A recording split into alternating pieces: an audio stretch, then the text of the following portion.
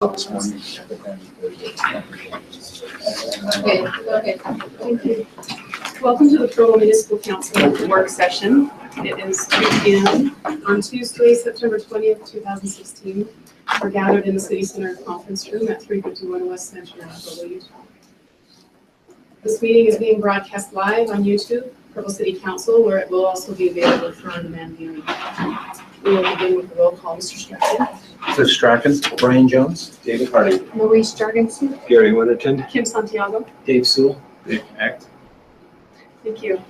The opening prayer will be provided by Kelsey Kerr, who is our policy analyst, our brand new policy analyst. Our dear Father in heaven, we're grateful to be gathered here today and ask you to be with us as the council discusses matters important to the city. We're grateful for the opportunity to live and work here, and we say these things humbly in the name of Jesus Christ. Amen. Thank you. Just by way of announcement, the Habitat for Humanity of Utah County will be celebrating their 25th birthday and having a ribbon cutting of their 63rd home on Friday, September 23rd from 6 to 8 p.m. at 500 South, 500 West in Provo. And they've certainly been a great community partner. Enjoyed working alongside them with all abilities to play around the room. So great work for our community.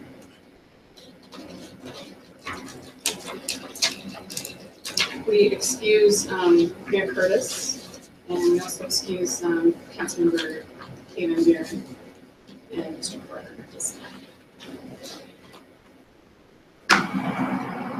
So the first item of business is a discussion on trampoline gyms.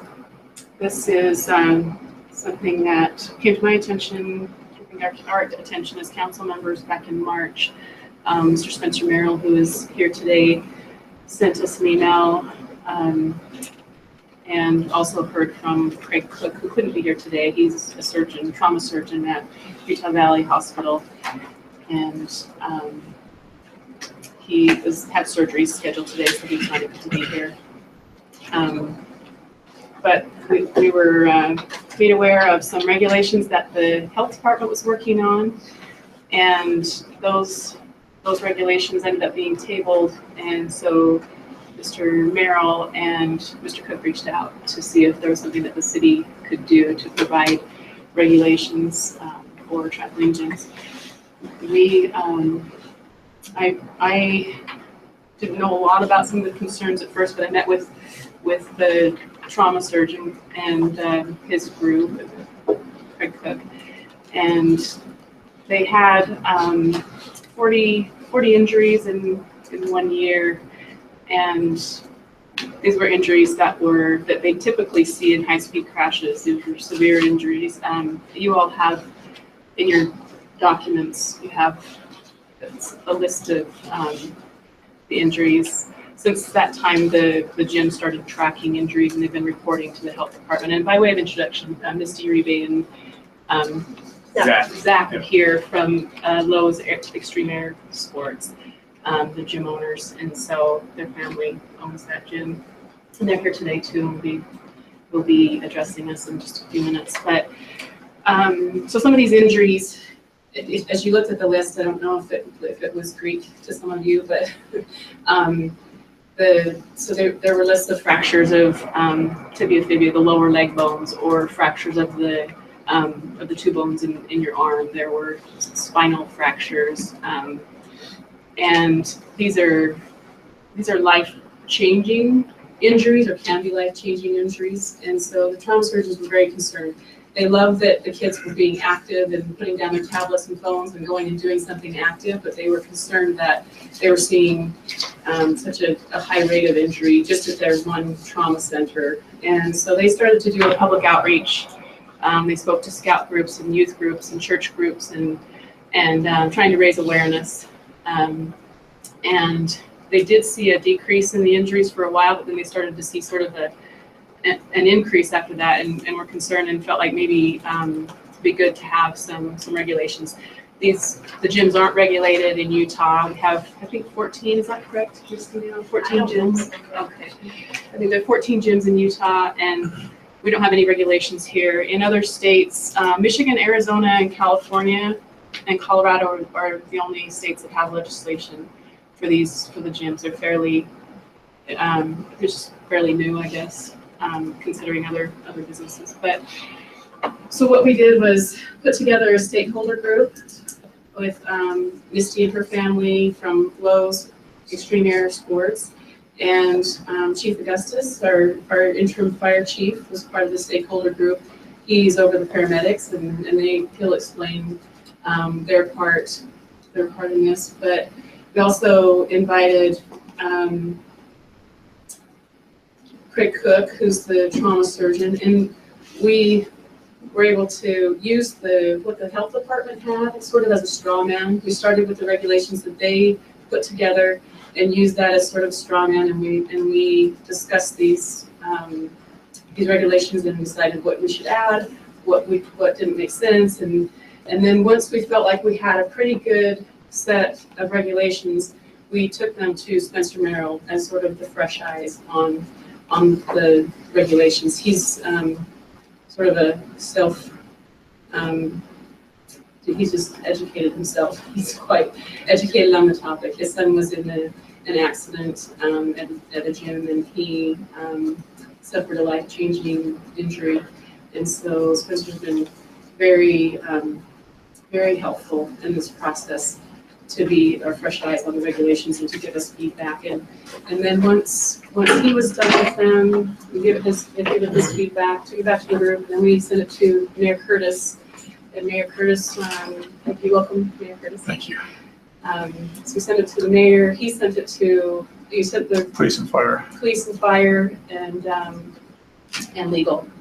And because Brian Jones was, That's right. he was in our meetings acting on the council's behalf to write these regulations. So we sent it to the legal department to have other legal eyes look at it.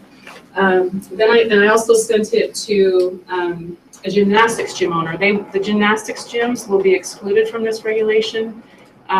This will really just regulate trampoline gyms that have tramps and foam pits, and it's used mostly for recreation. And so we did send it to a trampoline gym, and they gave us feedback, which really they didn't have any suggestions. They did say that they thought it might be hard to enforce. That was the only recommendation that they ended up giving. So I'd like to start with Chief Augustus, and I'm just going to have Chief speak for a few minutes, and then Misty speak for a few minutes, and then Spencer speak for a few minutes as well, and just discuss kind of the process and their thoughts about the legislation or the regulation. And I think as we went into this as a group, the idea was, I think, kind of what is the trauma surgeon's attitude. We appreciate that kids are active. We love that they're being active. We love that they have a place to go where they're doing something, that is fun and active. Let's just try to do it a little bit safer. If we can reduce the number and the severity of the injuries, then I feel like we have some really good regulations. And that's what we were really after, was the safety of our residents. And everybody came together, and we were able to put together a really good piece of regulation. We also, I didn't mention Patty Cross. We invited the health department to attend as well, and Patty Cross from the health department did come to one of our meetings. We also invited Orem City and Hang Time, and they did not take us up on the offer, but I did go out to Hang Time, and I had their supervisor walk me through their facility and kind of see how they self-regulate. Also walk through Misty's facility, and so we can kind of get some ideas about how they have been self-regulating as well. And I feel like it's been a very, very good process, and appreciate everyone who's come together to give input on this. And I feel like because we have these other gyms that come to Provo that may want to start up, if this regulation goes into effect, all the gyms will be on the same playing field. And I think that's very, very important for the safety of our citizens. So we'll let Chief Augustus go first. He's had a very busy morning. He's put out a fire in South Northeast Provo, which we're very grateful for. And he's been on the run this morning. So, and then he's got to go right after this. So we're going to let you go first and then excuse you as soon as you need to. Yeah, if you don't mind going to the podium and just sharing your thoughts. I appreciate it. So I showed most people a picture of it. I'll show you real quick, Mr. Stewart. I emailed it to. Across from your house, George. I emailed it to the mayor. So because his sister's house is right there. Wow, that's my process. So it went right up into the back doors of that house. So managed to save probably 7 of those small homes that are in that neighborhood. All in a day's work.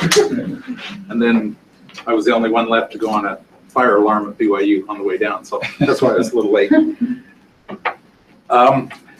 So, you know, this whole thing for the fire department was frustrating for years because we would go not just down to Lowe's, but I remember I'd been here about 5 or 6 years, and I got a call to the first house east of the stadium on 1650, and this girl had been practicing on her trampoline out in the backyard, and she went in and got her dad and said, "Dad, come on, I want to show you a new trick that I did." And she did a double flip, came down, he heard a pop, and as responders, there's a few things we check, and so I took off my old Bic pen cap, and I raked it up the bottom of her foot, and there was nothing, no response whatsoever.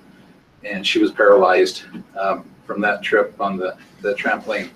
And so over the years, as we've gone to trampoline accidents, that kind of digs at us, you know, like I will not let my kids have a trampoline in our yard at all. But to me, this is just a prime example of the way things work in Provo. We have a problem. We have a government that addresses it, but we have input from the stockholders. And I don't think that we would have ever got here without Mr. Merrill and you guys from Lowe's. I think what we've seen, the improvements that you've made down there have been phenomenal. And I think that just speaks to the way this whole system works in Provo. I remember during the Olympics, the FBI and Secret Service guys came and we explained how things work around here, and we said everyone works together, there aren't any walls. And they're like, "Who are you people?" But we work together, and I think that a lot of hours have gone into this, a lot of questions have been asked by both sides, and I think the end goal has been something that we can all be proud of. And from what Lowe's has done, taking a proactive part in this, our calls down there have greatly diminished. They will never go away. Okay, we know that. Any more than walking down the street, it will always be safe. But we just don't see that many anymore. They've done a great job with training the people who come in, talking to the kids, and I think they've just done a phenomenal job of helping prepare for it. So thank you. Is there anything else? Any questions? Any questions for Chief? Okay. All right, thank you. Appreciate you so much for being here. Got to run. Yeah. So we'll hear next from, let me just have Mr. Merrill, do you mind going next? Yes. Sure. I don't have any cool fire stories. So, You didn't save any homes today. yeah, I didn't do anything today. I built a spreadsheet earlier of the. So first of all, let me say thanks to everybody for taking the time to put this together, Kim and I think David. So I got to actually, when I sent this email to everybody, I think you responded to me as well. I heard back to you, but I sent this email to all the mayors in Utah County, to the senators, to the local representatives. And you know, the whole intent behind it was basically to not only, I think call awareness to the issue that Kim talked about, and a lot of these measurements and the stats that the surgeons at the Utah Regional Medical Center that they provided, that, you know, pretty evident that there was a problem, you know, dealing with this. But really to try to bring something together to say this is really all about, you know, it's just all about prevention. It's all about not having something like what happened to our family happen to anybody else. As we've kind of gone through this process, you know, I've heard people say, well, you know, we can eliminate all accidents, but we can't, you know, there's always going to be some. There's always going to be a few. There's always going to be a few.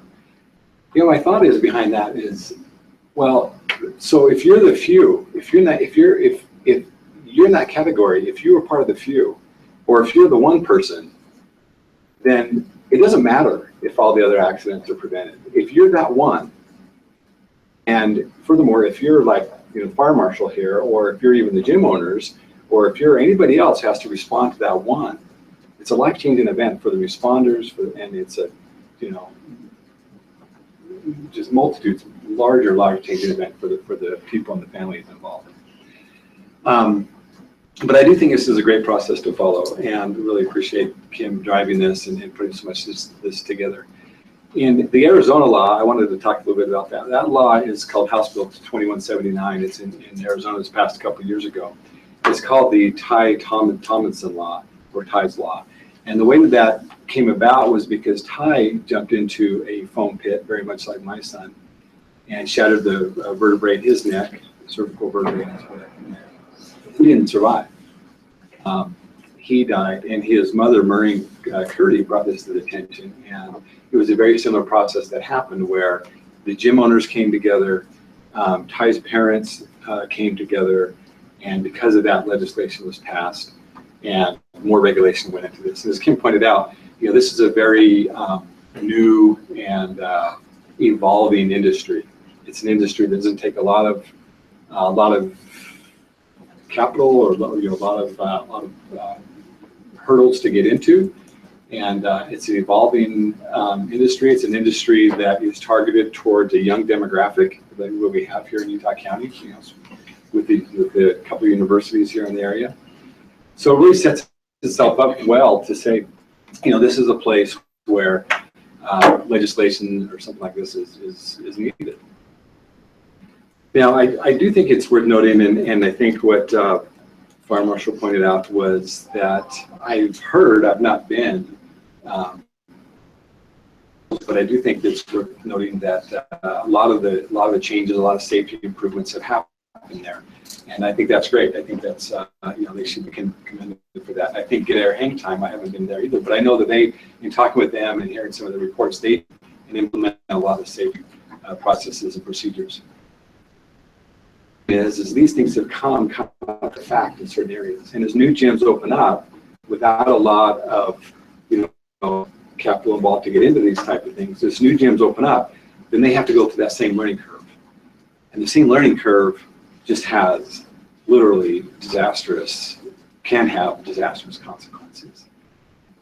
So that's why I think it's part of the reason why regulation like this is so important and is so mandatory.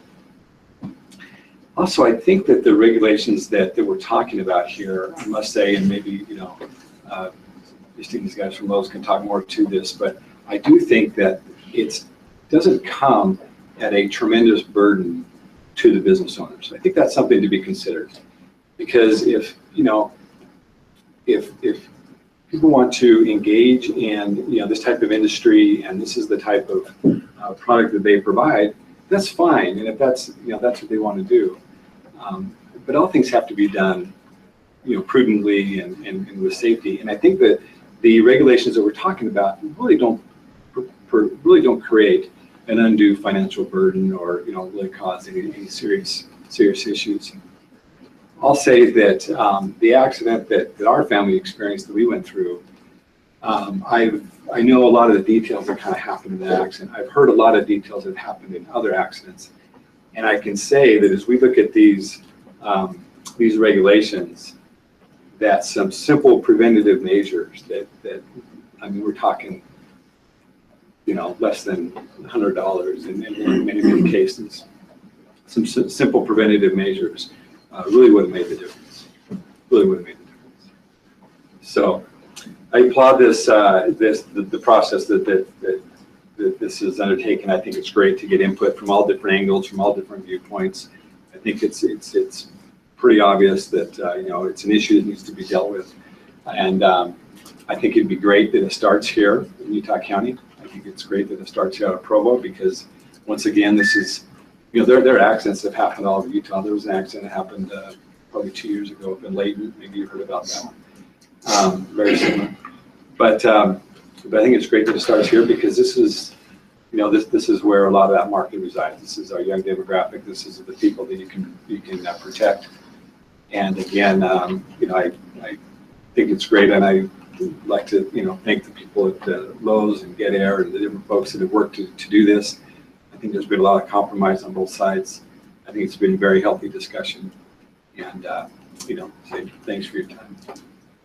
Any questions? Anything I can help with? Are there any questions, Mr. No, thank you. Maybe I've got a question. Yeah, it is tragic. I'm wondering differences between the number of injuries on the trampoline versus a soccer field, a football field at Tentview High School. And sometimes I don't know the severity of the differences. I know football is it's a gladiator sport. Yeah, lacrosse. And lacrosse, exactly. Tell me the differences between those as far as the numbers. Do you know those things? I think probably best spoken to those would be like Craig Cook and the trauma team. I mean, they're the ones that gather, because they're obviously they have firsthand knowledge of those things. It's a little bit difficult to kind of compare those, because a couple different reasons. One is you have kind of almost a per capita type statistical measurement there, right? Because you're talking about soccer fields, or what is that? Organized soccer? Is that on playground soccer? Is that high schools? Sports soccer? What can it be? The other issue to kind of compare, though, is really you're talking about the severity of accidents. If you have I don't want to classify all injuries, because I think all injuries can be significant, but if you have a broken leg, football player, tears of ligaments, these type of things that can happen. I mean, that's one thing, right? That's, it's serious. It's surgically repaired. It's 6 to 8 weeks, and some physical therapy, and down the road you go. If you have a shattered femur or shattered tibia that requires a rod in your leg because of jumping from 10 to 15, 10 feet off and landing inappropriately or something, these things, let alone the higher risk of spinal cord injuries that can be kind of inherent without, I think, some of these regulations. It's a totally different ballgame. I mean, those type of things, it's almost like a weighting factor, right? You have to weigh not only the number of injuries, but the severity of injuries that are happening. And this is what I think Craig Cook and David Hilmo and these guys at Utah Valley Regional, these are the things that kind of triggered their response to this. It's not just, it wasn't like, I think, I'm sorry to speak for them, but it wasn't like from their report that they were showing, they had just this rash injury. It wasn't like they had so many. It was because they were so serious. And they were equating these injuries to things that, these are what you would see in high-speed car wrecks and car crashes. And you get in your car, and it's a regulated event, right? You get in your car, you ride down the road, there's a lot of regulations. And furthermore, just to wrap up, a lot of, when you think about a lot of high school sports, if you do any sort of sanctioned high school sports, and particularly football, lacrosse, some of these higher collision type sports, a lot of those have regulations too, and they have mandated ambulances need to be there, equipment, safety, things need to be on hand, and those type of things. So. I asked the same question I was trying to just find it really quickly, but I asked the same question of Steve. I'm sorry. I was sitting at a basketball game, Steve Smoot, who's the CEO of the hospital of Utah Valley, and I just texted him because I got your email while I'm sitting there at the game, and I kind of realized, oh, interesting, and he's right there. So I just talked to him across the aisle, and he said that it was that these injuries from the gyms were a big problem, and I think it was longboarding was the other one. I wanted to double check on that, but for sure this was one of their major concern. And when you have a trauma center and you have trauma surgeons who make their money off of putting people back together again, and they're concerned about what they're seeing enough to start tracking where they're happening and how they're happening. It's pretty compelling, and I think, like you say, I could probably share those details a little bit better, and he is planning on coming to the council meeting if we decide to move this forward to the council meeting for a vote. He will be there to share that as well, but yeah, they're seeing it differently. They get the football players, they get the other injuries too, but they're not seeing it the rate or the severity that they're seeing that we're coming from the trampoline gyms. So that's Right. Yep. Right, well, thank you All very right, much. thanks. And then if I could have listing, everybody address this.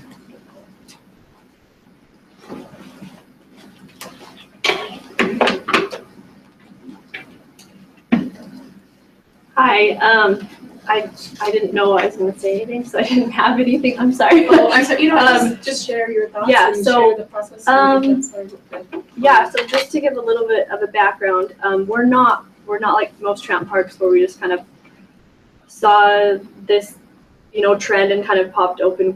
Since 2000, my grandma opened a gym where we just taught power tumbling, and people just liked the equipment and they just wanted to play on it. So we just started booking parties, and it got so busy that that was from about 2006 to 2011. We finally were able to open this gym. So we came at it from a training background, and we got the highest quality equipment. We did the foam pits the right way, the way that they do them. They have a trampoline under them, and they have other things under the trampoline. And I mean, we had, suppliers that made them for us, and we thought we were doing everything right. And so we didn't take any shortcuts. When this injury happened, it affected all of us, and we almost closed down because we didn't want to be have a business that could affect someone's life that way. So we had to sit down and we seriously, talked about these, and we brought our suppliers in and we said, we did what we're supposed to do. What can we do different? And we actually made some changes above and beyond what any, training facilities or anybody has because of this. And I feel awful that had to happen for that, but we didn't go into it thinking we were doing anything wrong. And I've also called any gyms that were going to be open and told them, I said, tried to contact the owners and tell them about foam pits and said, look, you need to have a trampoline under it. You need to have this under your trampoline. You need to have this much foam. And I'm not going to name names, but they didn't. And to this day, I'm 95% sure we're the only park that has as much foam as we do and a trampoline under our foam pit. And we've visited parks all around the country, and they just don't. So I agree with this legislation wholeheartedly. We're actually getting into airbags now just because we don't want to. And we haven't had to deal with something like this since then. But there's just a lot of maintenance, and we've always done all that. But foam pits are kind of, they're a lot of work, a lot of maintenance, a lot of stuff goes into them. And I don't think that most traditional tramp park owners know that because they don't come from a background of training. So we were very glad when Kim contacted us, because I had actually been trying to contact the hospital for months and months and months before that to sit down with them and talk to them. And we've been very proactive in trying to talk to everybody and see, what do you think we could do better? Like we're always trying to improve because we really, we're not in it. We haven't made money. We're not in it. We're just, we want to have a nice, fun place, for people. That is our real motivation. So I was trying to talk to the hospital. I couldn't get a meeting with them. So I was so glad when Kim came to me, because I said, I've been trying to talk to them. So I'm so glad that we were involved in this because it meant a lot that they considered our opinions and talked to us. And I think this is a really good legislation, and I would like to see it go to the state. I don't know what the injuries look like at other parks. I don't know, but it can't hurt. It could only help. So I agree with this. And we've learned a lot, like I said, but we didn't start out from nothing. Like, we started out with 10 years of experience, and we're still learning. But we are doing very well. We just had a expansion. I don't think any of you have seen it since then, but we moved any more, dangerous or like things into a certain area where they have to have extra safety training. And since we've done that, we have not had any injuries in that area, which would be the most dangerous part of the gym. And so, we're doing everything we can, and I would love to help any tramp park owners, because I think safety is the most important thing. It is our number one thing, and it always has been. You still will have injuries. Like, to be honest, most of the bad leg breaks, because I can watch them on the camera, people are jumping, and they're not jumping much higher than anyone else, but they just come down on one leg on accident, and so it puts all that weight on that one leg. It breaks, and if they're jumping into the foam pit, they jump into the foam pit with a broken leg, and that's what makes it so bad. And it's awful. It's like I said, our injuries have went down a ton, so we don't have that very often. I don't know if we can ever not have that, just because of watching it on the cameras. It's just, I don't know if they have a flaw in their bone or what, because you see thousands of other people jumping higher or the same or whatever, and they're fine. And so I know we'll have injuries, and I'm okay knowing we'll have injuries as long as we're doing everything we can. And as long as I can watch on that camera and know, okay, there's nothing we could have done better. And every injury I watch, and if there's anything, any small thing that I like, well, you know what, maybe we can do this, we change it right then. And we will always do that. And so, yeah, so I agree with this legislation. Any questions? All right, thank you. Yeah. Mr. Hardy? I'll have a question on both now the time board. And just having read through the regulations, there was one thing that I had a question about. Well, now's the best time. Well, I think maybe in a minute we'll bring up that question if that's okay. And thank you, Ms. Dia. It's been really great to work with her and her family, because they have had this attitude of how can we make this better, and their attitude is they want people to be as safe as possible, and they want to make sure that they're doing the best that they can and running a great business. And so it's been a pleasure to be able to work with her and her family as well. And Mayor, did you have anything you wanted to share from the administration's perspective on this? No, I think I would add to the compliments of the process, involving stakeholders.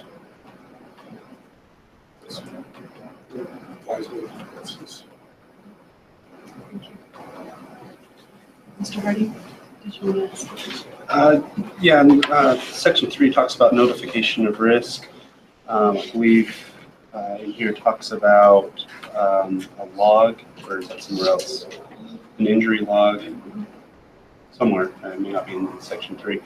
I was curious from the gym owners, if we have that information, and if we're being and if the principle is to help inform customers of the inherent risk that is involved. If there was there's even here talks about signs indicating risk. Having on a sign the number of injuries and the type of injuries, say for the last 6 months. That could be kind of a, every month that's updated and shows what happened in the last 6 months. So maybe leg fractures, this many, and hopefully that gets to the point where most of those are zeros if they're more serious ones or whatever. But I think that's a great way to inform the public if they go into Lowe's and there's mostly zeros and 1 there, and they go into another gym and there's 4s and 5s there. It's a signal to the public. Wow, it just helps them understand what the risk is, and I also think gives a competitive advantage to gyms that take safety seriously. And that's something that can help motivate gyms as well, because that affects their bottom line. If the public realizes, wow, this gym is a lot less safe than this gym, let's go over to this gym. So I guess the question, was that talked about, and if not, is that an idea that people might be interested in looking at? So posting your accident logs. Right now they're just reporting them to the health department. It's not a requirement of this legislation to post them in a prominent place, but what are your thoughts on that? We didn't talk about that specifically. I have thought about putting like our incident rates, like percentage up, just, you know, more when it was like everything was going on and the news kept coming to us and stuff like that. But we've thought about doing that. We haven't. I'm fine with putting like our incident rate. My only concern is like with these parks, like who is to say they're not just like lying, like who's going to check and make sure they're putting the right information. The other hard part is sometimes we don't know for sure what, like, if it is really bad or not, because we don't always, like, I try to call and check up on people, but some people I can't get a hold of or something like that. And so it's kind of hard to know exactly unless I get the reports from the hospital back and can match them. But again, this is like, I'm kind of more of a kind of positive person. Like I believe in like kind of what you focus on and what you put out there. And I don't know that that would be, I don't know. I feel like if someone tells you you're gonna slip on this ice or you're gonna get hurt, you're going to get hurt. You're like more likely to get hurt because that's all that's going on in your mind, kind of. Does that make sense? Like I feel like if you just focus on injuries and you just have this everywhere, people are just gonna be like, wow, what? You know what I mean? Like I just. You'd rather post 99.8% of our participants don't break their leg? I'd rather post like our percentage rate is 0.01% or something. Because then they know, but you don't have to be like, I don't know. I just feel like that's kind of. Although the video is pretty open about what can happen. I mean, the characters like breaking their neck on the video. I mean, it's showing if you do this, if you dive, this can happen, and it's a stick figure, you know. But they're pretty straightforward about if you don't follow the rules, this can happen. You don't want that to happen. And so, I think the video is pretty kind of sends that message that they all have to watch before it's on their website. But they do talk pretty straight about what can happen if you don't follow this rule or this rule. So my thought was if these injuries are already being logged, and I guess it may be different, you know, logging may be different, like, hey, this person left, but we weren't able to contact them. But if it's already being kept, then that could just be kind of made public or readily accessible. And you could say, well, what about the other gyms? Are they underreport? Well, you know, they could be underreporting on their logs as well, and so that could be a flaw in the regulations one way or another. Or maybe saying that accident reports are available upon request or something, so they know that it's available. I like the idea. I think particularly the comparative, where you go to one gym and you see that they have very few accidents, or another gym that has, they would incentivize the gym owners to be more careful, have better equipment. And I think part of the health department, I don't know if you checked on these people, but if the ordinance would have, I think, check the laws and be sure they are posted. I kind of like the idea. I like the idea. Because the comparative information would be helpful.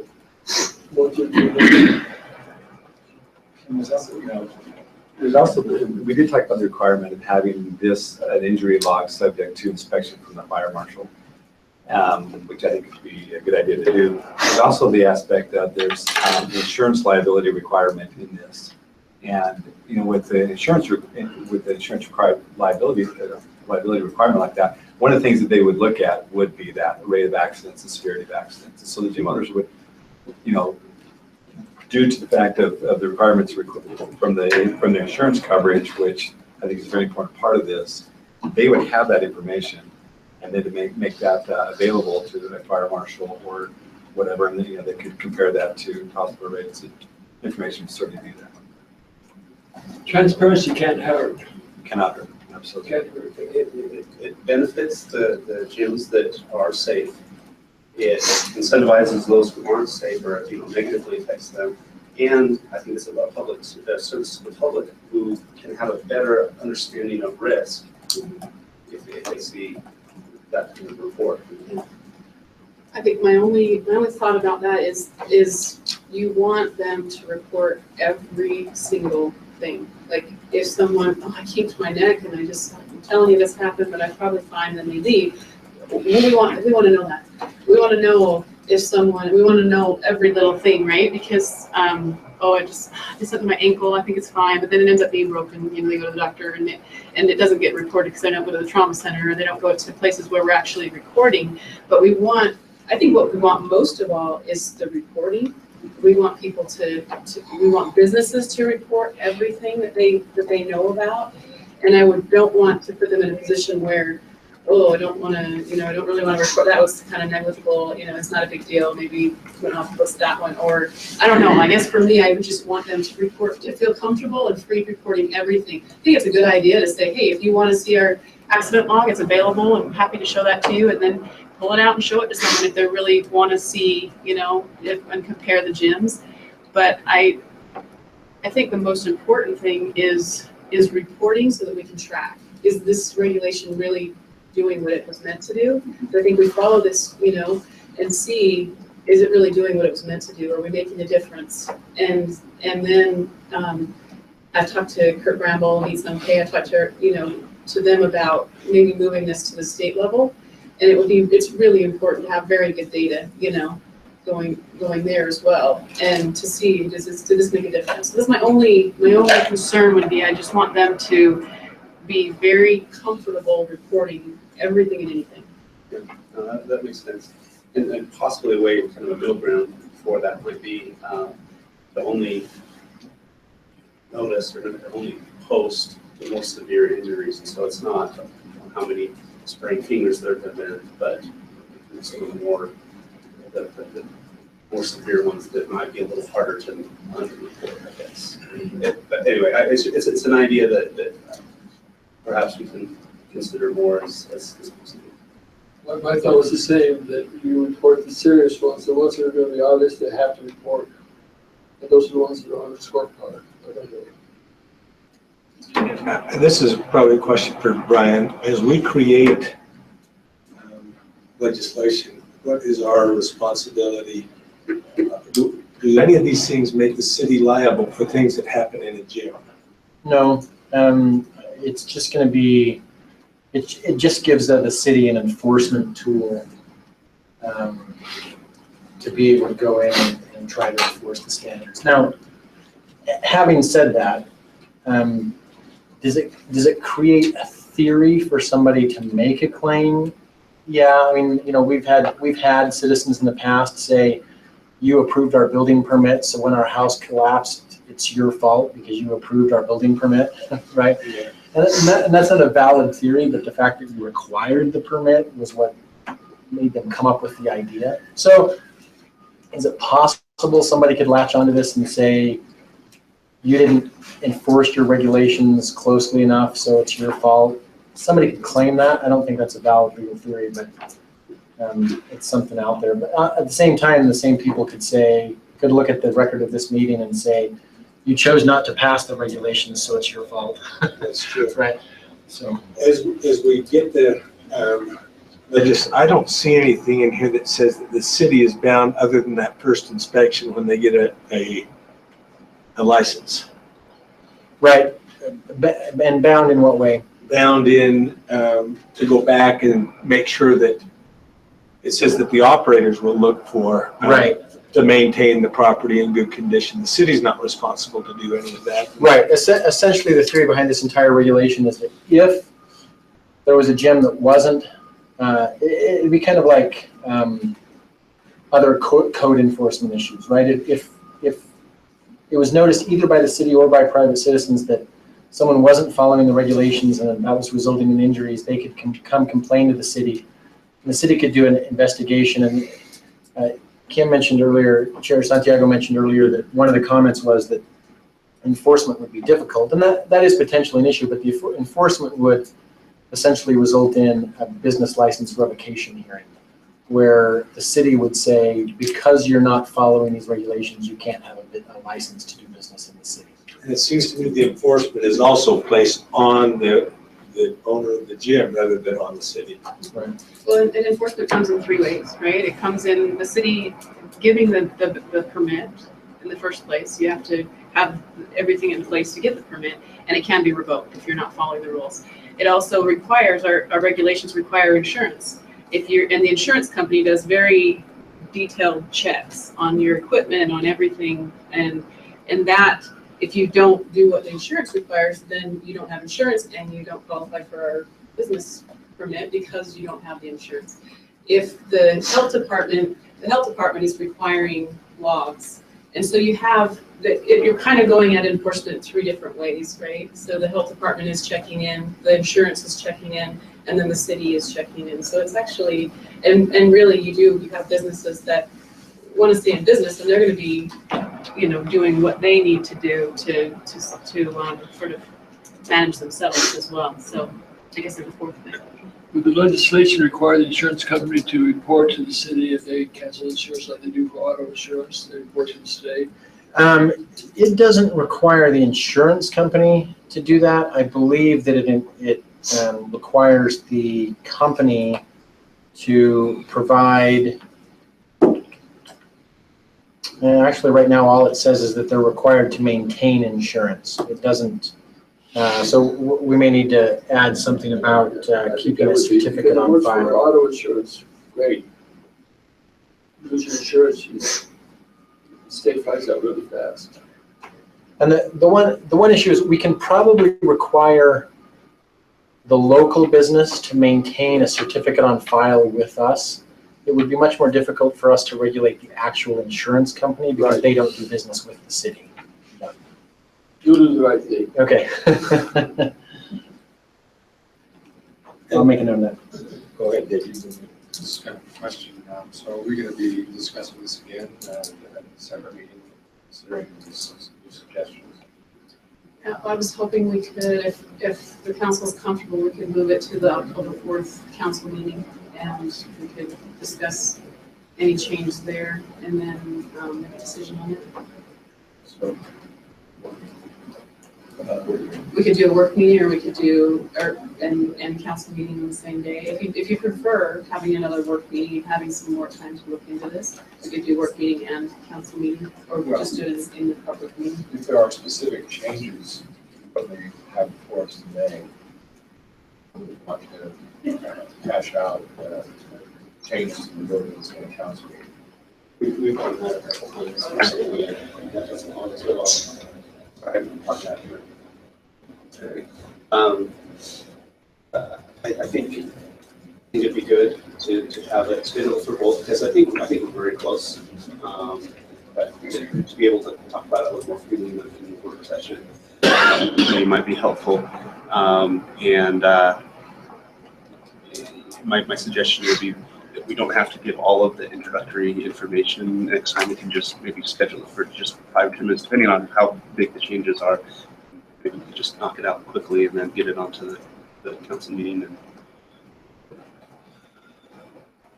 For a motion along those lines? So moved. So the motion is to move this to October 4th work session and council meeting. Okay. Is there a second?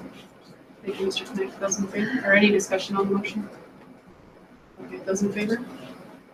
Okay, thank you. The voting is unanimously affirmative with Mr. Van Buren excused.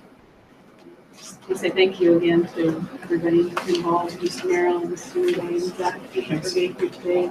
Will we be invited to the work meeting, or if you're going to be adding stuff to this? Yes, so that's October 4th, and I'll tell you the time specific as closely as we can get. It'll be an afternoon like this. It'll be afternoon sometime, and we'll try to make that convenient. Okay, yeah, I'm out of town on the 3rd, but I'll be back later on the 4th. On the 4th? Okay. Okay. Okay, we'll try to schedule it later in the day. We meet here until about 4:30, and then we go into the business meeting at 5:30. Okay. So would that be if we moved it later afternoon? Yeah. All right, thank you very much. Appreciate you being here. Next item of business is a discussion regarding progress on council priorities. This is the discussion on the budgeting priorities today, and we will specifically have a recommendation regarding property tax policy by the budget committee representative, and it'll be Larry Walters. Dr. Larry Walters is here to help present on that. First of all, we thought we would just do a sort of catch up on where we are on this priority. And welcome, Mr. Van Buren. Sort of catch up on our budgeting to priorities. The ULCT conference this past week had a budgeting to priorities class, and I know there were several of us that attended, including Mr. Parker. There was a question about that came up in our meeting, budget meeting. Actually, I'm gonna move ahead on that one. We'll come back to that. So maybe we'll start with Mr. Walters. We'll talk about the property tax policy, and then we can, after we discuss that, maybe we can then move to talking about where we're at with this priority and where we should go from there.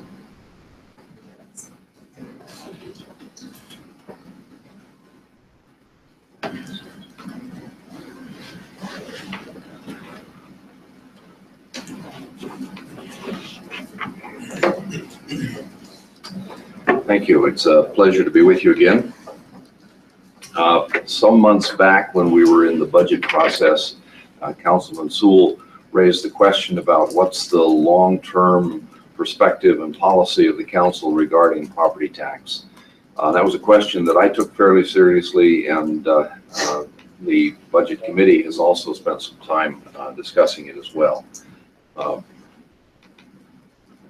Okay. I need to turn this on. Okay. You should have received a document, a note that describes our thinking on the property tax, and it includes these various sections. If you haven't had a chance to review that, I would encourage you to do so, and I'd be happy to answer any questions about it. The document makes several key points, but I think one of the things that we tried to do was to sort of step back and say, okay, what is the property tax? Who uses it in Provo, and what do they use it for? So that we can get some idea of how it can be used, and hopefully formulate a strategy for how it should be used. There are 4 jurisdictions in the tax Provo property. In combination, they raise about almost $55 million in 2015. If you put all of that money together and then say, okay, where's it going? You can see that about 43% of it goes for education. Now, I've included in that education category the city library, because I think that's an educational, most fundamentally an educational activity. There's about 26% of the money goes to service debt for one or more of the organizations. 12% is used for current capital needs. Current capital needs, city current capital needs? About the 4 jurisdictions that apply the tax. A new school. Could be a school, could be something for the county, could be, but it's as I went into their financial reports and tried to figure out where their tax money was going, obviously the school district doesn't have very many tax sources other than the property tax. Same with Central Utah Water Conservancy District. So to the best of my ability, this is an indication of where the money is going from 2015. Only 8% of it is going to fund current operations in Provo City. Provo City are all those jurisdictions. This particular category is just Provo City. That's the only one that's. This is the county and the Central Utah Water Conservancy, and this is all of education. Okay. We look at yes, sir. Just a quick question on the debt repayment. The debt was incurred for either capital, well, probably just capital need. Is that correct? So that those two could. I didn't know. Is there anything that goes into debt repayment that's not from past capital needs? I guess.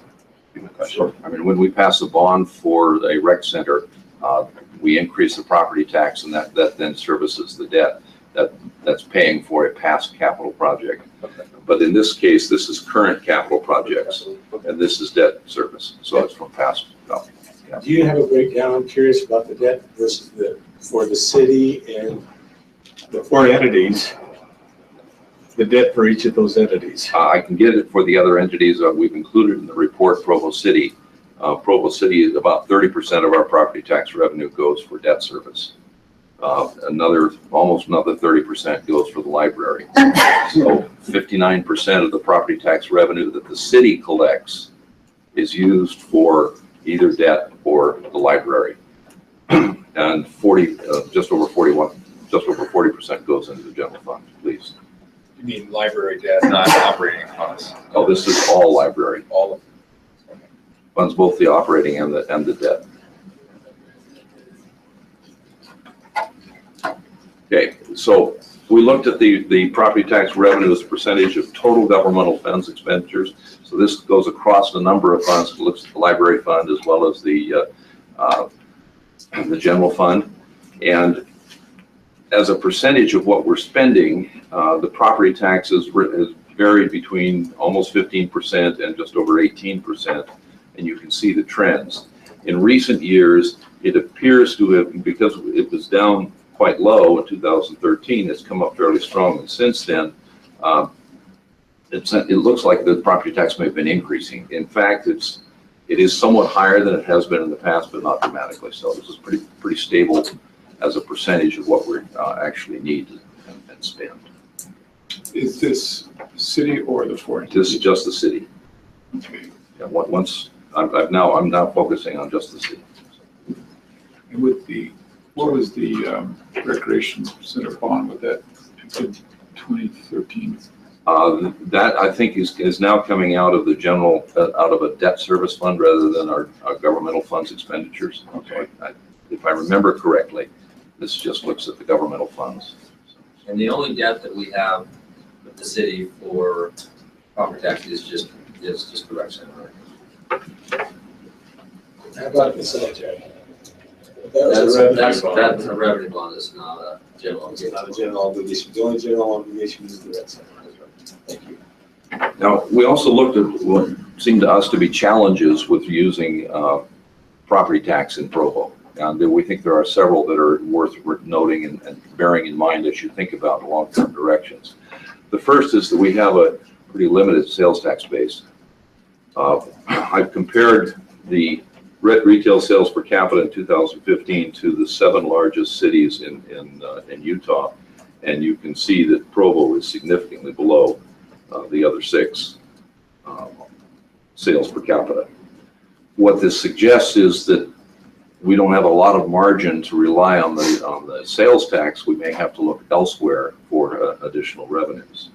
Second challenge, though, is that we have relatively low family incomes. This is based on census data for 2014, which is the most current year available. The blue bar is households.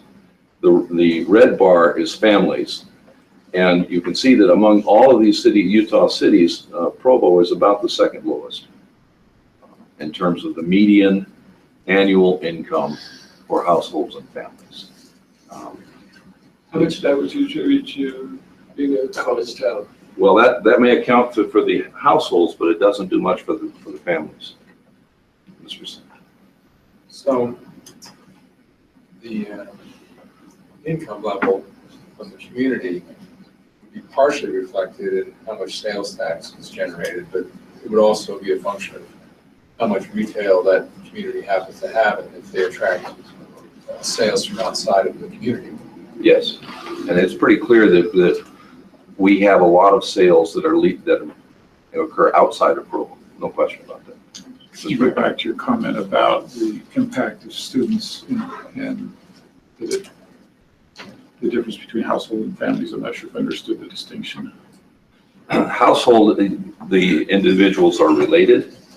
Excuse me, in families, the individuals in the dwelling are related. In a household, they may not be.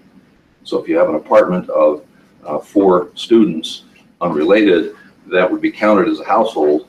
It would not be counted as a family. If you have family with husband and wife in school and a young child, then it counts as a family. Yes. Please. Is it safe to say that all families are households, but not all households are families? Yes. Yes.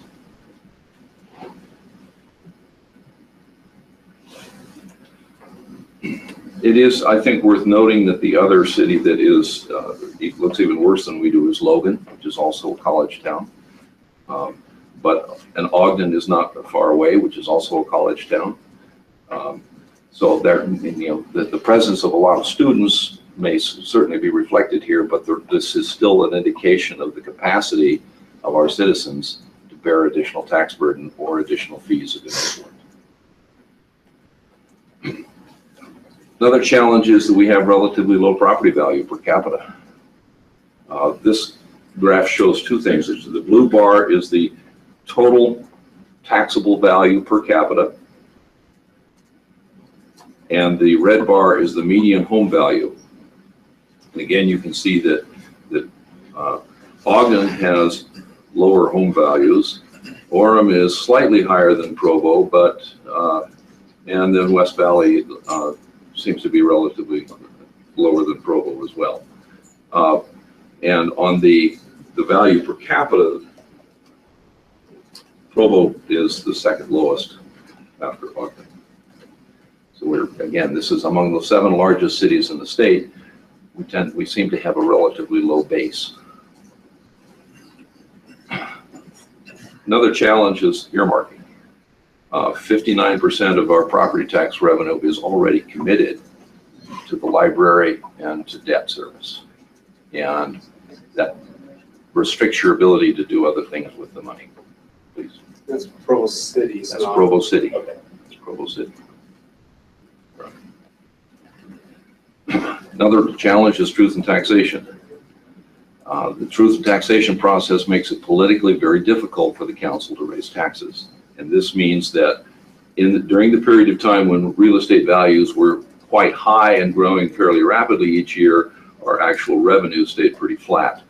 Because the way truth in taxation works is you automatically ratchet down the tax rate unless you go through the truth in taxation process and hold a hearing and say we're going to raise your taxes, which we did in this period when we passed a bond and built a recreation center, and the council decided to go ahead and raise taxes. So we have seen in recent years that the council and the citizens have been willing to support tax increases for recreation center.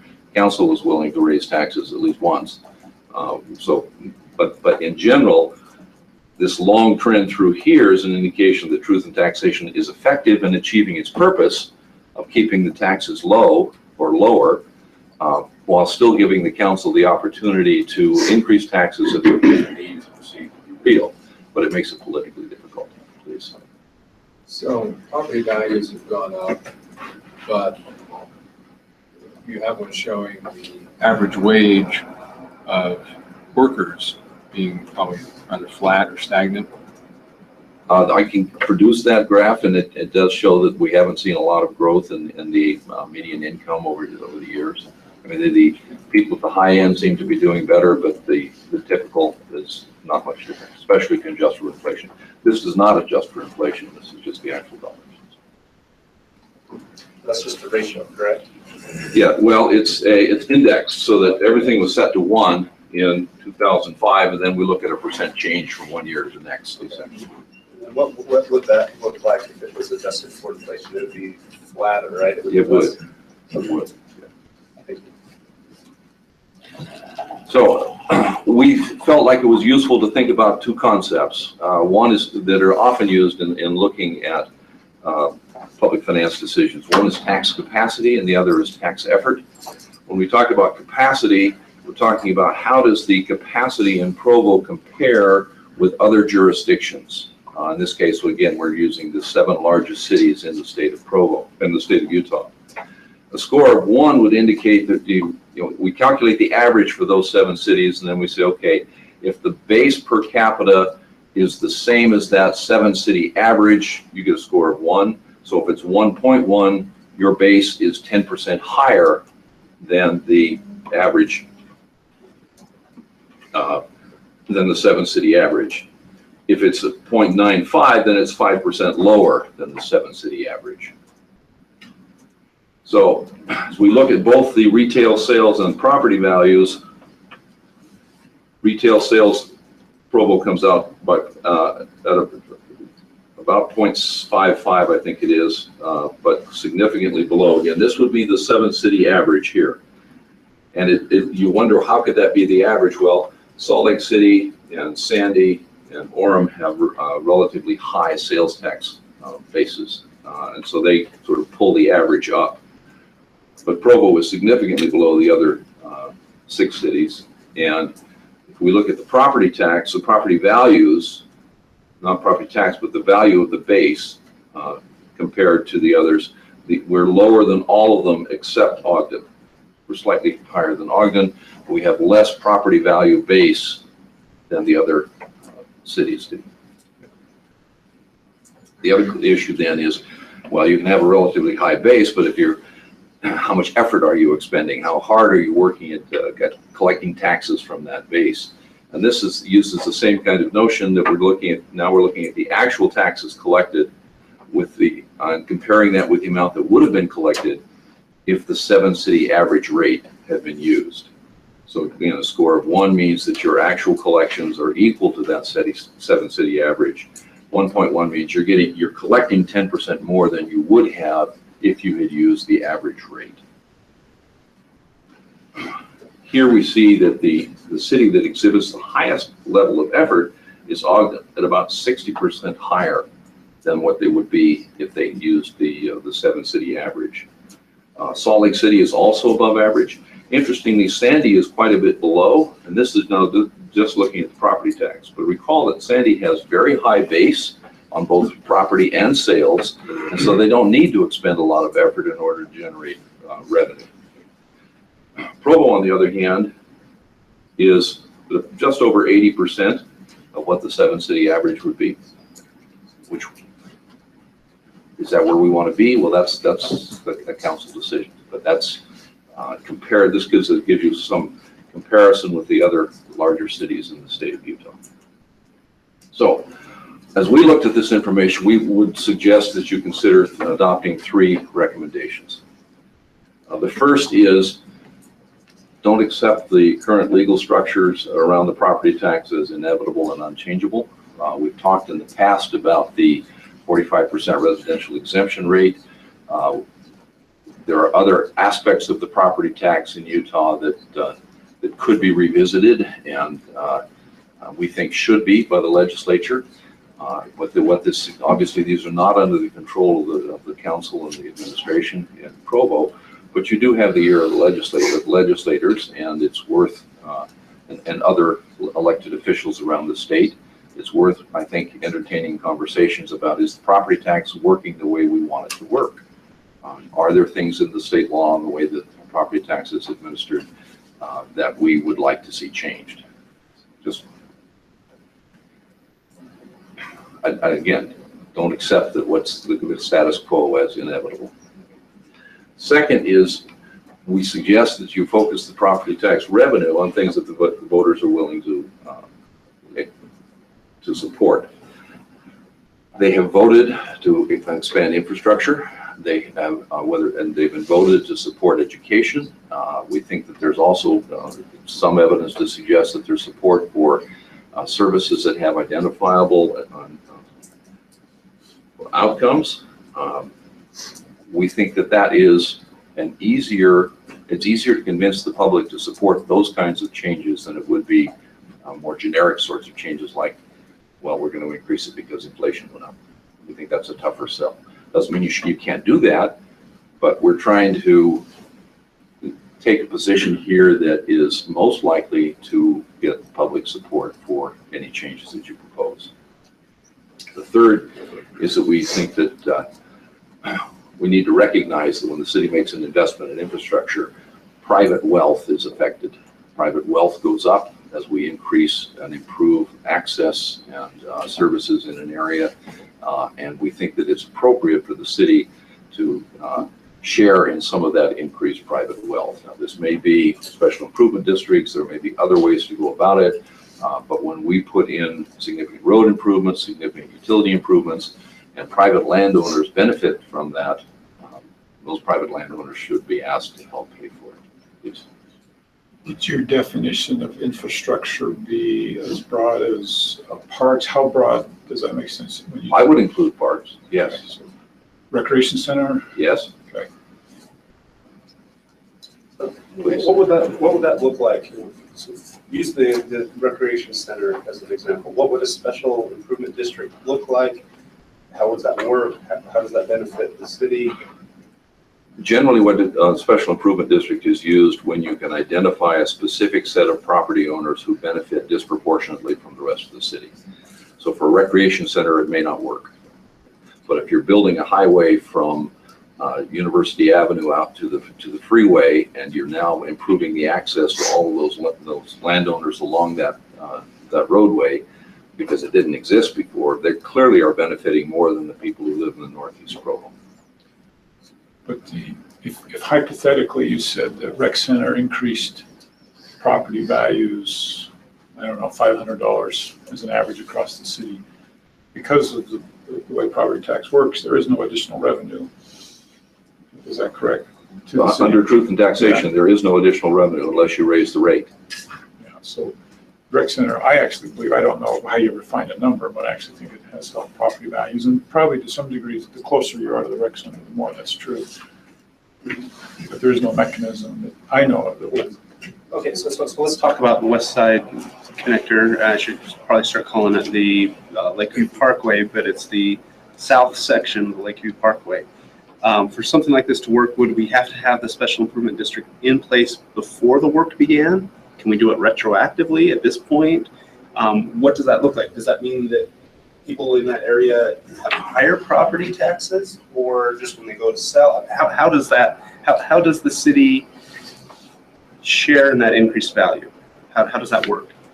When a special improvement district is put in place, the tax rate on the property that's included in the district is actually higher than it is elsewhere in the city. So yes, they would pay a higher tax rate. In order to put it in place, it's going to require that you get the cooperation of the property owners. Whether you do it before or after, I'm not sure. I mean, I think it's probably easier to get them to agree to it before the improvements go in than it is afterwards, because after they're there. Hey, I don't need to agree because it's already there. So. And it's what it is. It's an additional tax on top of the property tax, because the property tax is not going to change. Yeah.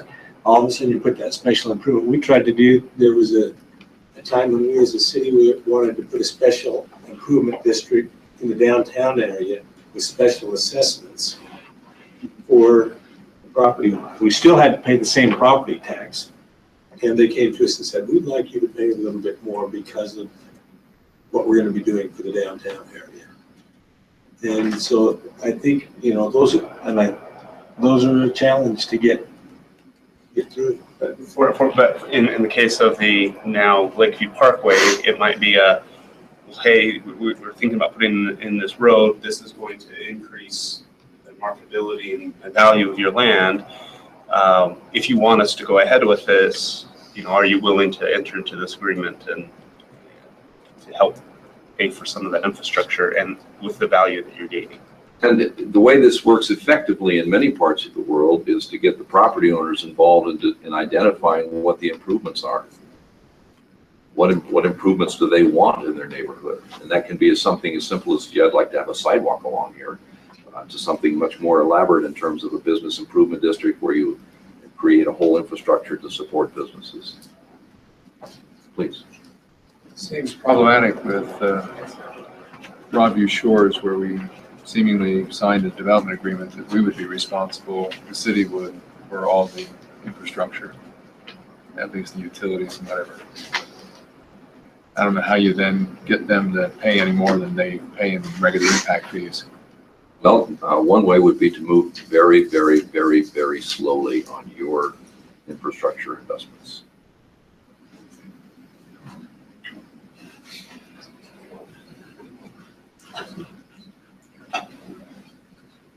Any other questions?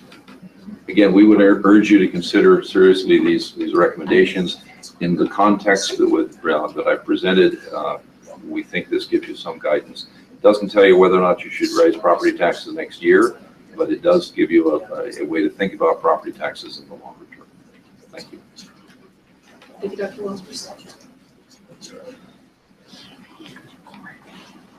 So are there any other questions or thoughts about the recommendations from the committee? As I think Because as I think about the exams, the focus on property revenues, things voters have been willing to support, I think of the services that we provide, sometimes those services with identifiable outcomes, that becomes difficult when you're doing services because you don't know those outcomes until you've put the service in place. You can build a bridge and see the bridge. Yeah, I get that. But those services, maybe it's what we expect to have happen with those services. We have crime. We're going to get 3 new police officers. We're going to drop our crime rate or a certain type of crime so much. But the identifiable outcomes become really critical for the community to be able to see what are we going to get for this? And what is our hope for this? Well, services are a little bit more challenging than I'm going to get a new school building, or I'm going to get a new bridge or a new road. I think services are something people will be willing to raise taxes for if we can show them why it's worthwhile. Right now, a large portion of our general fund or property tax seems to go to pay for the library. And one could argue that the cost of operating the library went up. Pass that back to the customers, the property tax going up. That seems logical. That's the only way you fund it is through we don't fund the library except through. Right, so the point I'm making is if we have certain things like the library, maybe we specify some other things that all those will be paid for by the property tax, then we monitor those, and when those go up, you just pass it on because you got to pay for it.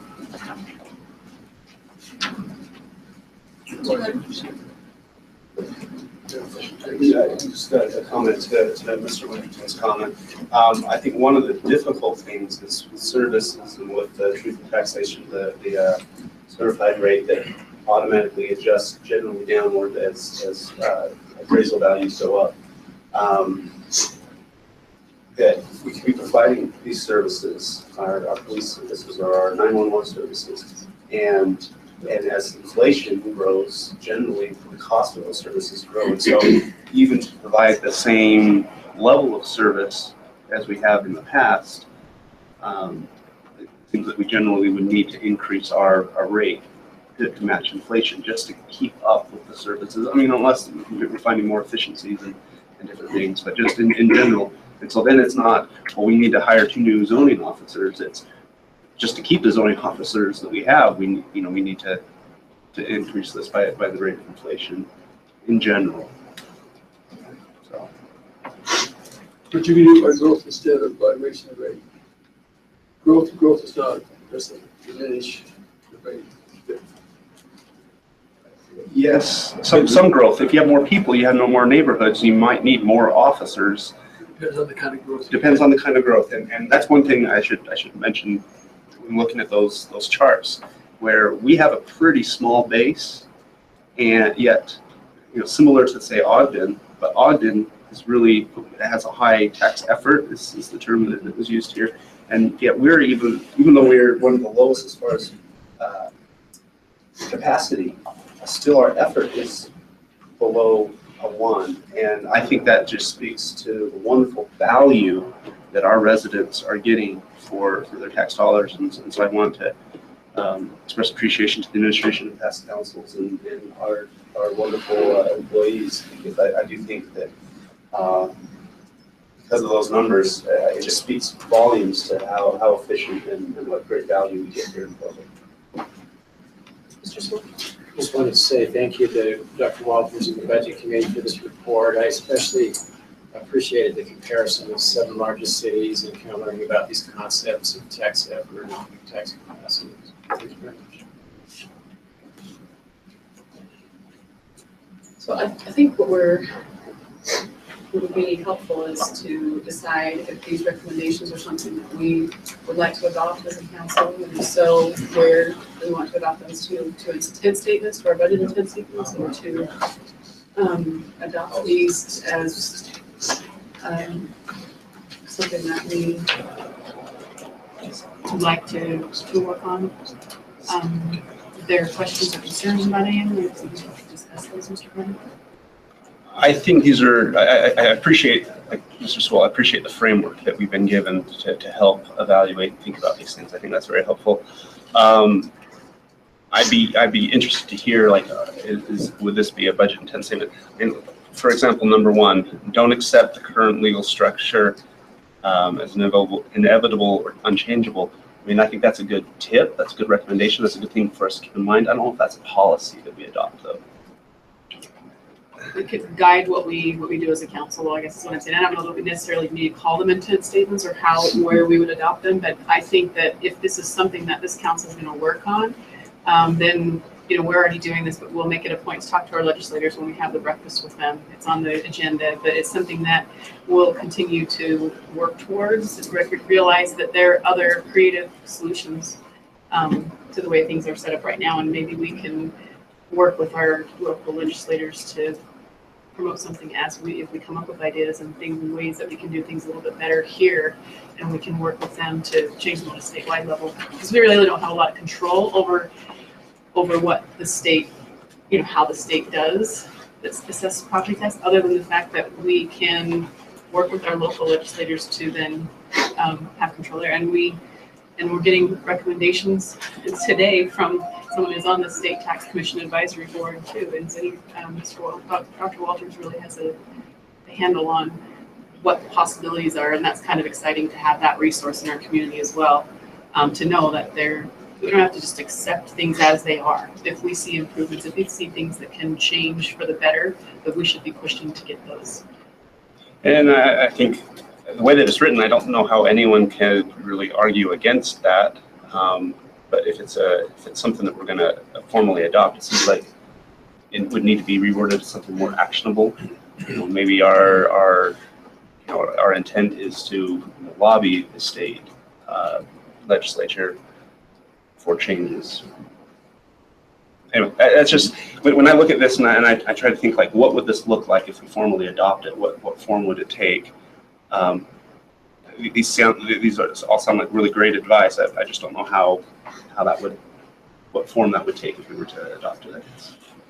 And I think when we go towards our budget meetings and our discussions on budget, these are things that we would want to look to. We want to look to what are we trying to accomplish, and what have we agreed to as a council that are important, things that are important to us.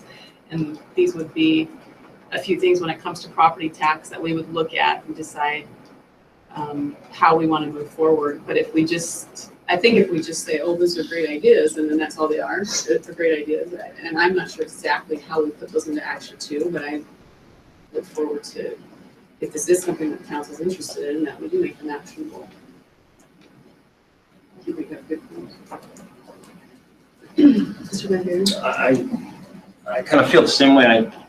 So good ideas. Let's just take the last one and recognize that land value increases when we invest in improvements, and we use the Lakeview Parkway kind of as an example. I look at that situation, think I see the struggle we made just to get the property. And now or if we'd approach that from beginning and say, okay, we're going to take your property, we're going to pay for your property, we're also going to raise your taxes on this property that we're, see, and there, some of them, a lot of them in their mind, we devalued their property because they didn't have access to their farm on both sides of the road. And to come back to them and say, okay, your property value is really worth more, so we're going to raise your taxes. Again, I can see the theory behind it, but the application, with the special improvement district, is it only a 50%, Brian? Vote. You have to have a special vote on that. You have to get somebody to agree, don't you? You do, and I'd have to go back and look at the thresholds. I don't remember. So if we couldn't get 50% or whatever the threshold is, if it's 2/3, supermajority, it's whatever it is, then the special improvement district would die. Like in Provo, if we couldn't get our downtown people to agree that this was a good idea, it wouldn't happen. and maybe Lakeview Parkway is not a good example. No, it is though. I think it is. But it's one we kind of used, and I just.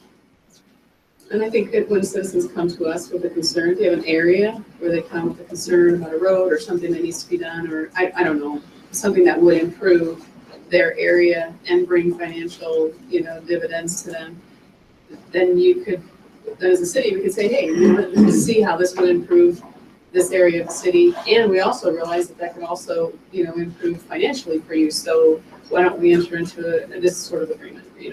I think it could be driven by the citizens too, I guess is what I'm saying. You could have businesses, or you could have, an area of the city that wanted to do something really great and would help them, and that might be an ambition. That's cool. So the Lakeview Parkway is a great example, and the airport connector, because in some instances, if you cut someone's property in half that is interested in farming, then you've impacted them. If they're not interested in staying in the farming and are actually interested in finally getting out of business and developing, well, the road is a boon, because the road is providing the access for developers and development. But it seems like I've heard some people lament that, gee, you came through and you broke it up, and you got my property at agricultural prices, and now it's going to be used for commercial uses, and the person you got it from doesn't share in the profit, so to speak, of the new use and value. So it's kind of a double-edged sword, depending on if you're going to stay in agriculture or whether you're going to go into something else. For me, those never happen until you sell the property and you're out of it anyway. People, your wealth may increase, but you're not going to get any more money out of it until you're out of the business. Well, if you try to stay in the business and your farm's cut in half and you're struggling to make it work, that's a problem. But what I'm saying is you raised my property value. That's great, thank you. But the only way I'm going to get any value out of it is to sell the property. Right, meanwhile, you just pay higher taxes. Already, and then if there's a special improvement district, now that's additional higher taxes that don't get, but the value doesn't get realized until later on, in many cases.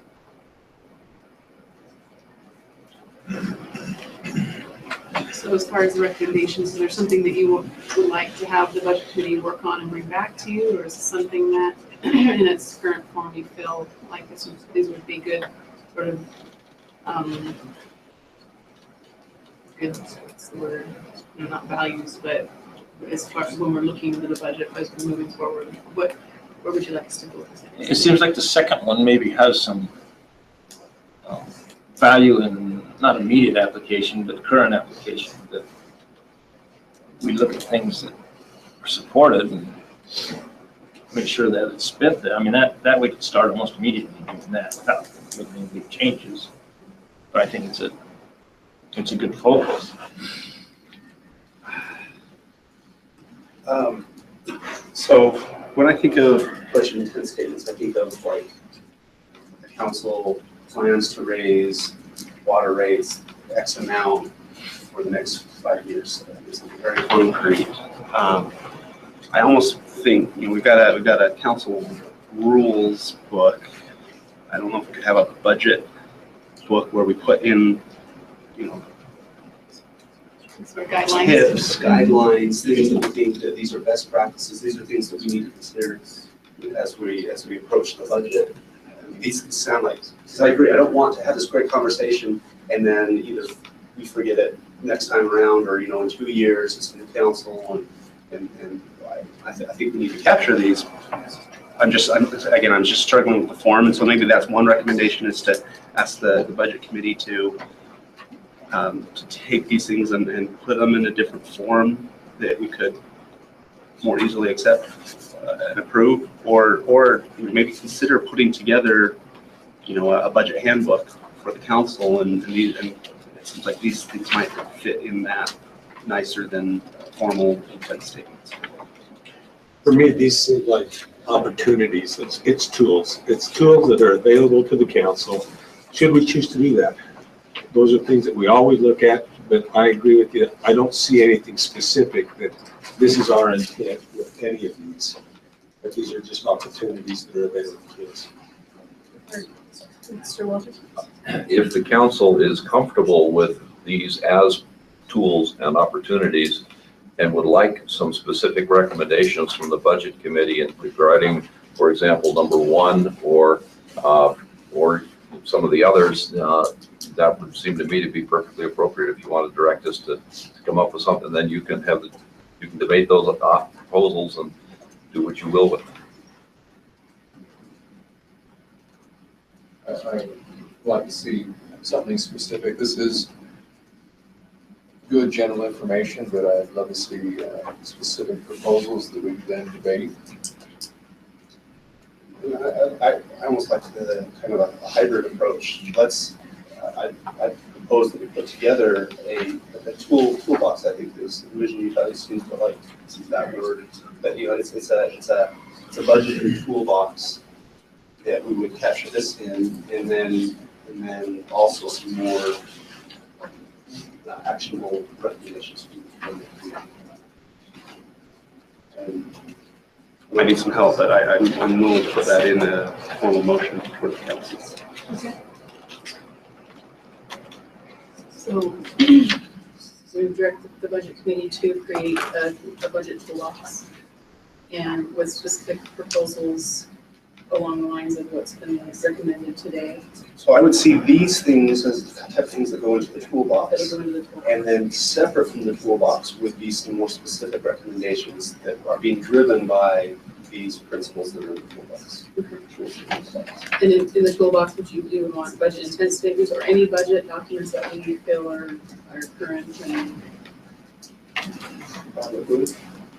I'm thinking back to like the last budget intent statement I think that passed was that you plan to raise the property taxes by a certain index.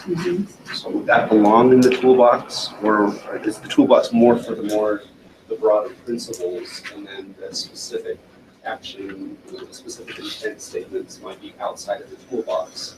But they are derived from principles that are contained in the toolbox. This is kind of how I see it, but if the budget committee wants to make a different proposal, I'm fine with that as well. That seems to make the most sense to me at the moment. so have the budget committee work on a toolbox and as well as specific proposals for the recommendations that we're giving today. That would be my motion. Is there a second on that? Maybe budget committee and staff. I think the budget committee is not the format to create a toolbox. I think the staff is the place to create a toolbox. Personally. Agreed. They would need to be agreed about. How do you feel about that, Mr. Speck? We're fine with that. Okay. All right, so is there a second to the? Yeah. To the motion? Was it amended? Or did you, to amend it with staff, adding staff, yes, sorry about that, okay. And so, I'll second the amendment. okay, I'll second the motion with the amendment. isn't that a second on the motion here? We're making this much Hey, you lost complicated, me. so we have Mr. Stewart, and we have a second by Mr. Hardy. Probably need a second on the original before we can get to the Okay, amendment. so there was a second, but you second his motion, and then there's an amended motion by Mr. Stewart, are you getting all this? And then a second by Mr. Hardy on the amended motion. Is everybody clear? Clear as mud, what we're voting on? Okay, so we're voting on the budget committee and staff working together to create a toolbox for budget items. And then specific proposals, and preparing specific proposals according to these recommendations. And any other tools in the box. Well, I'm just clarifying, because if you make a toolbox, it's going to have probably more than this in it. Yeah, this is. Well, let's put them in when we have a new motion, don't we have to propose? Yeah, the toolbox was going to have all the tools, all of our budgeting tools, right? Those things that we can use as tools. I think that was covered in the I think it's motion. clear enough, and this may be an iterative process, but that's okay. So let's move forward on that. Okay. Any discussion on the motion then, on the amended motion? Okay, those in favor? Thank you. The vote is unanimous. We have one other issue. Pardon me? Can I make a Oh, comment? I have a problem with the word budgeting for priorities, because then we're discussing, well, we only have 2 of the 9 priorities that we can budget to. I would like to change that wording to budgeting for outcomes. I think that needs to be done by the council if they want. I mean, I'm okay either way, but I have trouble budgeting the priorities when it's limited to the priorities we have, or it's limited to, what is it limited to? Budgeting for outcomes is a much more generic term, I think. So I'd like to make a motion that we change budgeting the priorities to budgeting for outcomes. Is there a second on the motion first? I'll second it for the case of purposes of discussion. So I haven't looked at this in months, but my understanding is budgeting for outcomes may be like a trademark of a particular program. So it's not, in that instance or in that thought, it's not more generic. I'm fine changing the name if that would make things clearer, because I don't think it's budgeting for, I guess it's in the other room, for the 9 priorities. It's for broader city priorities. So I'm fine with changing it. I just don't know if budgeting for outcomes might be confused with the specific program rather than just the principles. I think we're talking about principles. Possibly, could we ask our budget committee to look into what would be the best name of the? We're divided. Why don't we ask staff to look at this, see what the difference is? We could. Can I just summarize here? The actual priority says to structure the budget to reflect city goals. Then council describes the relationship to its core values and goals, lists out desired outcomes, and asks for performance indicators. And that's really the semantics of what's there. So when we talk about priorities, we're not thinking about the council priorities, the 9 priorities, or whatever it is. We're talking about citywide priorities. It could be that broad. I've been interpreting it going forward as trying to find a way to make the budget reflect council's priorities, so we can identify them as along the way. But there's a lot of work to get there. So you're looking at just the 9, the 10. Oh no, you could have hundreds of priorities. You've identified 9. It doesn't mean we stop doing everything else in the city. It just means that if we want to be able to identify outcomes and measures for council's priorities, that's going to take some work, and it could change at any given time. But what your policy says, what your priority simply says, is structure a budget to reflect city goals. And I think that this is kind of a fluid process, right? Because there are some priorities that will be wrapping up soon. We have one that will be wrapping up soon, and another one might come in its place. So I think it's a fluid process. It's not just, these are the focus. These 9 are the focus. They're the ones we've identified as the focus. But as those get completed, some will be multi-year, some will be completed in the next little bit, So I think as they get completed, we'll find whatever else is rising to the surface as a priority. So I see it as a fluid process. I just so to Mr. Stewart's point about the language, budgeting, and priorities, what Mr. Strachan has just pointed out is that's not actually what the priority is called. So the phrase budgeting to priorities is a holdover from previous discussions. So maybe the easiest answer is just for the sake of consistency to not use that term anymore and use the name of the priority, which is structure the budget to city goals. And if you just replaced, anyway, we're using a phrase that's a holdover from previous meetings and isn't actually technically in the adopted priority.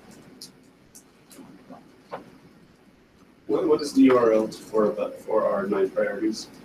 What's the URL? Yeah. It is provo.org/home/show document ?ID = 9129. You're lucky that's a short one. I thought we created Have a priority. link. Yeah, there's a link on the web page. Do you want to bring it up, Bryce? That's the easier one. The priority documents. We can talk about it next time. How did I do that? Let me withdraw my motion. But I just think it's worth accepting that it's confusing to me when you say budgeting priorities. I don't know what it means. What Cliff was saying does make sense. Okay. Structure. So the motion was withdrawn, and we'll bring it up at another date then. Okay, thank you. Maybe we can get some clarification, maybe suggestion of what it should be called. And you want that through the budget committee to work on that? Well, I'd rather staff work on it. Okay, and I'd like to have a discussion with you on, because I think I see some other Because issues that'll come up. Budget could need the staff to tell us, kind of give us some suggestions, because I don't think we're gonna resolve it personally. That's what You want to let me know, and we can put that on the schedule for a future day. All right, so the next item of business is a discussion on private solar energy generation consumption and net metering alternatives. And this will be presented by Don Jarvis from our sustainability committee.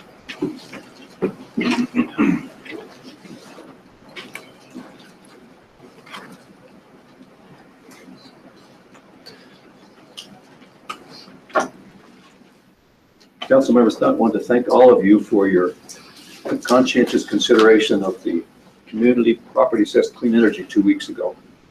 While there was some difference in opinion of how risky it was, everybody was concerned about the long run.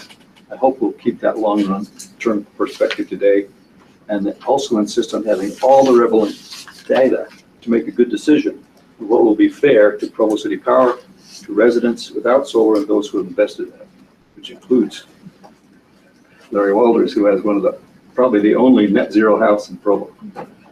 We have planned 2 presentations today. They'll provide compelling evidence that we do not yet have all the data we need to make a good decision. We've already seen Dave Berg's thorough study of what it costs Provo City to provide electricity, but we do not have any comparable study of rooftop solar's benefits to Provo City Power and thus to the customers without solar. Such studies of the benefits of solar to local public utilities are being conducted all over the country, including in Arizona and in Utah. Summing up what numerous studies conclude about solar's benefits, the Brookings Institute has this to say: increasingly, it concludes, whether conducted by public utility companies, national labs, or academics, that the economic benefits of net metering actually outweigh the costs and impose no significant cost increase for non-solar customers. Far from a net cost, net metering is in most cases a net benefit for the utility and for non-solar ratepayers. The 4 experts here today will present, as Paul Harvey used to say, the rest of the story. They are Andrew Walton, without a time back there. He's the Senior Corporate Counsel of Vivint Solar, who will present first. We should note that Vivint is a big Provo business, providing most of the 1,373 solar jobs in the Provo area. He will be followed by Kate Bowman. She's the solar project coordinator with Utah Clean Energy, a respected Salt Lake City non-governmental organization. And here to help as needed are also Erica Dahl. Erica, raise your hand. She's Director of Government Affairs for Vivint Solar, and Steve Meekum, on this side, outside counsel for Vivint Solar. Steve happens to be a former chair of the Utah Public Service Commission, so he has seen a lot. We also have Michael Shea. He is a policy associate with Heal Utah. So Andrew Walton, the next 20 minutes are yours to share with Kate Bowman.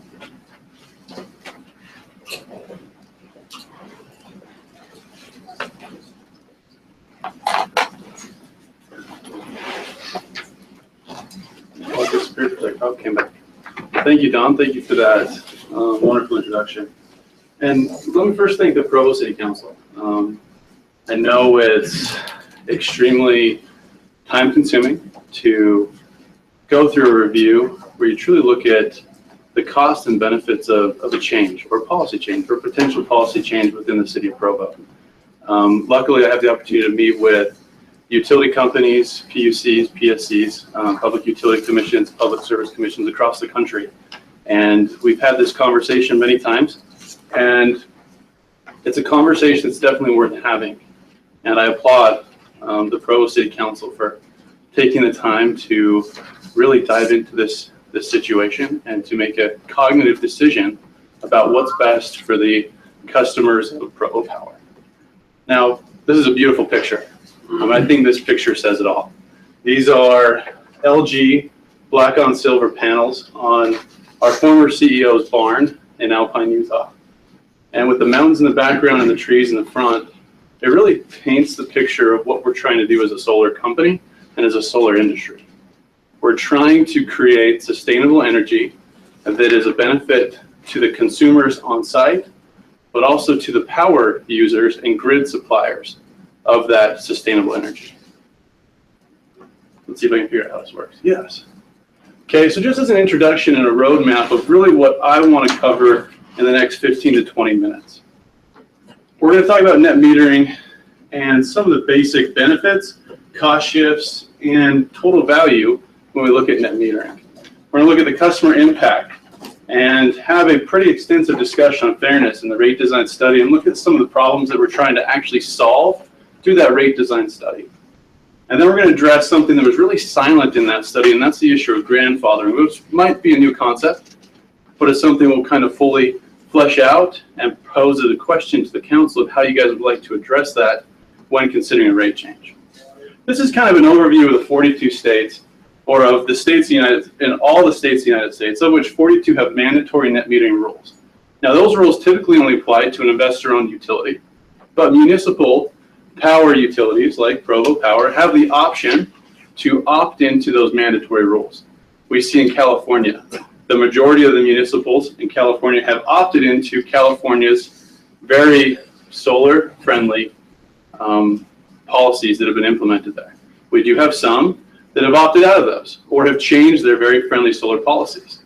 And we can talk about those at length and the downstream ramifications of those changes, not only to the consumer, but also to the municipal power provider as well. So let's dive into our first issue. What is net metering?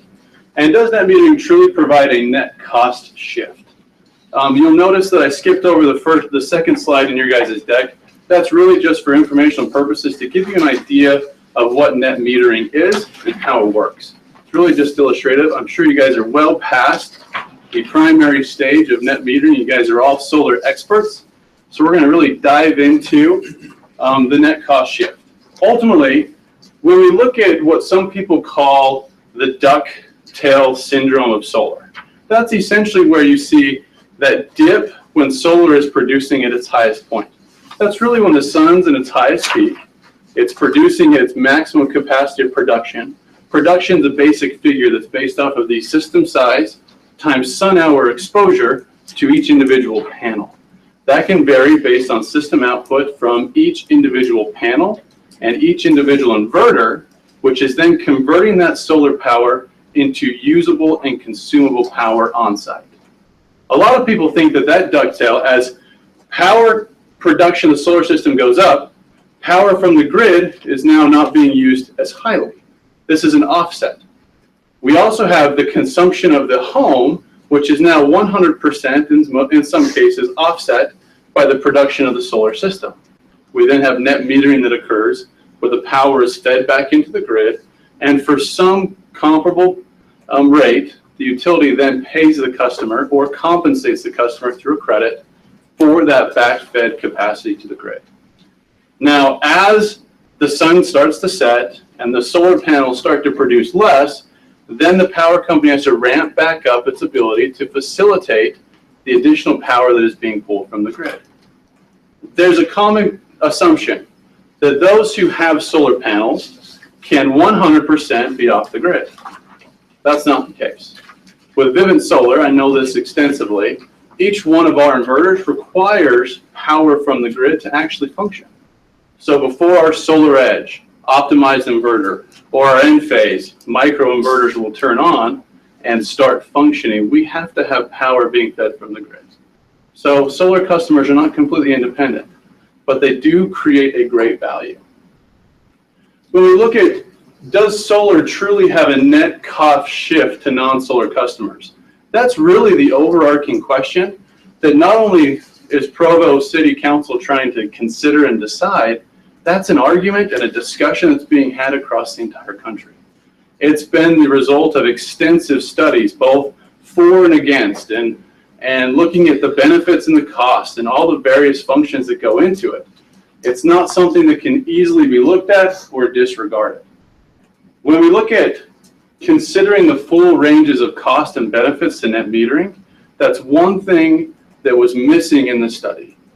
They did a phenomenal job, as most studies of this nature do, at looking at the potential costs to Provo Power.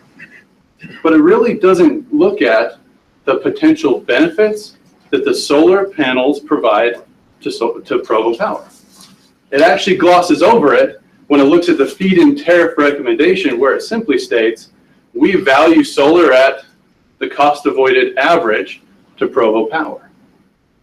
Really, it doesn't take into account the full measure and full value that's being derived. Now, Don mentioned a lot of quotes that have been taken out of this wonderful Brookings Institution study that was done in 2016. From that, we can look at what other public utility commissions and other public service commissions have done in recent studies. We'll look at Vermont. The Public Services Commission study in 2013 made this clear statement that net metering systems do not impose a significant net cost to ratepayers who are not net metering participants. This is the analysis that and the conclusion that they drew. Nevada, which is, you know, in the solar industry, a little bit of a swear word sometimes because of what the Nevada Energy Commission did a few months ago. But even in the rate study that they did in 2014, ironically enough, they came back and said net metering provides $36 million in overall benefit to all Nevada energy customers and a lifetime net benefit of $166 million. It's a significant amount of benefit. Now, to put this in context, Nevada only had a functioning net metering program for 3.5 years. Can I ask, who's getting the benefit? This is all energy customers. Individual owners or individual owners, or is this? This is all ratepayers. So all Nevada Energy rate customers that are getting the benefit. Correct. It's all customers within Nevada Energy, all ratepayers. Are you prepared to show us how that's happening? Yeah, absolutely. There's extensive ways in which we can break this down, and we can dive into that. If you would like the details, more than happy to provide that to you. This is obviously a detailed study similar to the study that was provided to Provo Power, and it's very complex, but something we can provide for your review. If you look at Mississippi, similar analysis. Solar can help utilities avoid significant infrastructure investments, take pressure off the state's oil and gas generation, and lower rates. You look at Minnesota, this is a very unique one. Distributed solar generation is worth more than its retail rate, and concluded that net metering undervalues rooftop solar. Maine, which was done just last year, placed a value of 33 cents per kilowatt hour on energy generated by rooftop solar compared to the average retail rate in the state of 13 cents. And just so you're aware, we'll look at Austin Energy here in just a minute, but they had a similar conclusion when they looked at the value of solar compared to their utility rate. Maine is currently in the process of revamping their overall statewide net metering policy to accommodate the value that solar creates according to their study. Now again, these are studies, and studies that need to be evaluated and taken into consideration when trying to value solar. Look at the Clean Power Research Study, which was done based on Rocky Mountain Power data for the Utah Clean Energy Society. Here they're looking at value components of solar that were completely disregarded in the study provided to Provo Power. They're looking at fuel value, plant O&M, this is ongoing maintenance value. Okay, generation capacity, avoided T&D, which is transmission and distribution capacity costs. Avoided environmental costs, this is cost to comply with environmental regulations and policy objectives. Fuel price guarantee and value. We'll look at Austin Energy, which is a similar municipality in Austin, Texas, where they took a similar approach in valuing solar. Now, it's important to note that these studies did not take into account economic development for the individual cities and did not take into account greenhouse gas impacts. This was solely looking at the value being derived. Now, it does have economic costs and economic benefits built in, but not to the extent where they're looking at, are we truly protecting future generations from global warming? When you look at how they applied this value of solar analysis you can kind of come out and see for Rocky Mountain Power, whose current rate is 10.7 cents per kilowatt hour, which is today's blended average rate for your average customer, they're valuing it at 11.6 cents per kilowatt hour. You look at Austin Energy, which is equally as comparing, and ironically enough, has the same retail rate as Rocky Mountain Power. It's convenient for me. At 10.7 cents is a blended rate over the average customer. You look at how they valued solar in the previous 4 years since they implemented the value of solar policy. 12.8, 10.7, 11.3, and 10.9 is what it currently sits, going into January 1st of 2016. It has maintained a value higher than their current retail rate, which is a pretty fascinating concept to think that they value solar more than they actually value the power they're providing through the grid. You can look at the breakdown of how they look at this and the analysis of each of the facing roofs and how that applies going through it. It's a fascinating study that's definitely worth looking into. Really, what we ask and what we would request is that Provo considers a value of solar review, which will take into account the benefits and the cost of rooftop solar. There are many benefits. This is a very minimal list. In this analysis, I think less is more. To say, avoided cost to purchase energy from other sources, avoided cost to build and procure additional power plants and power sources. Rooftop solar, this is an important one, provides solar energy for decades at a fixed price.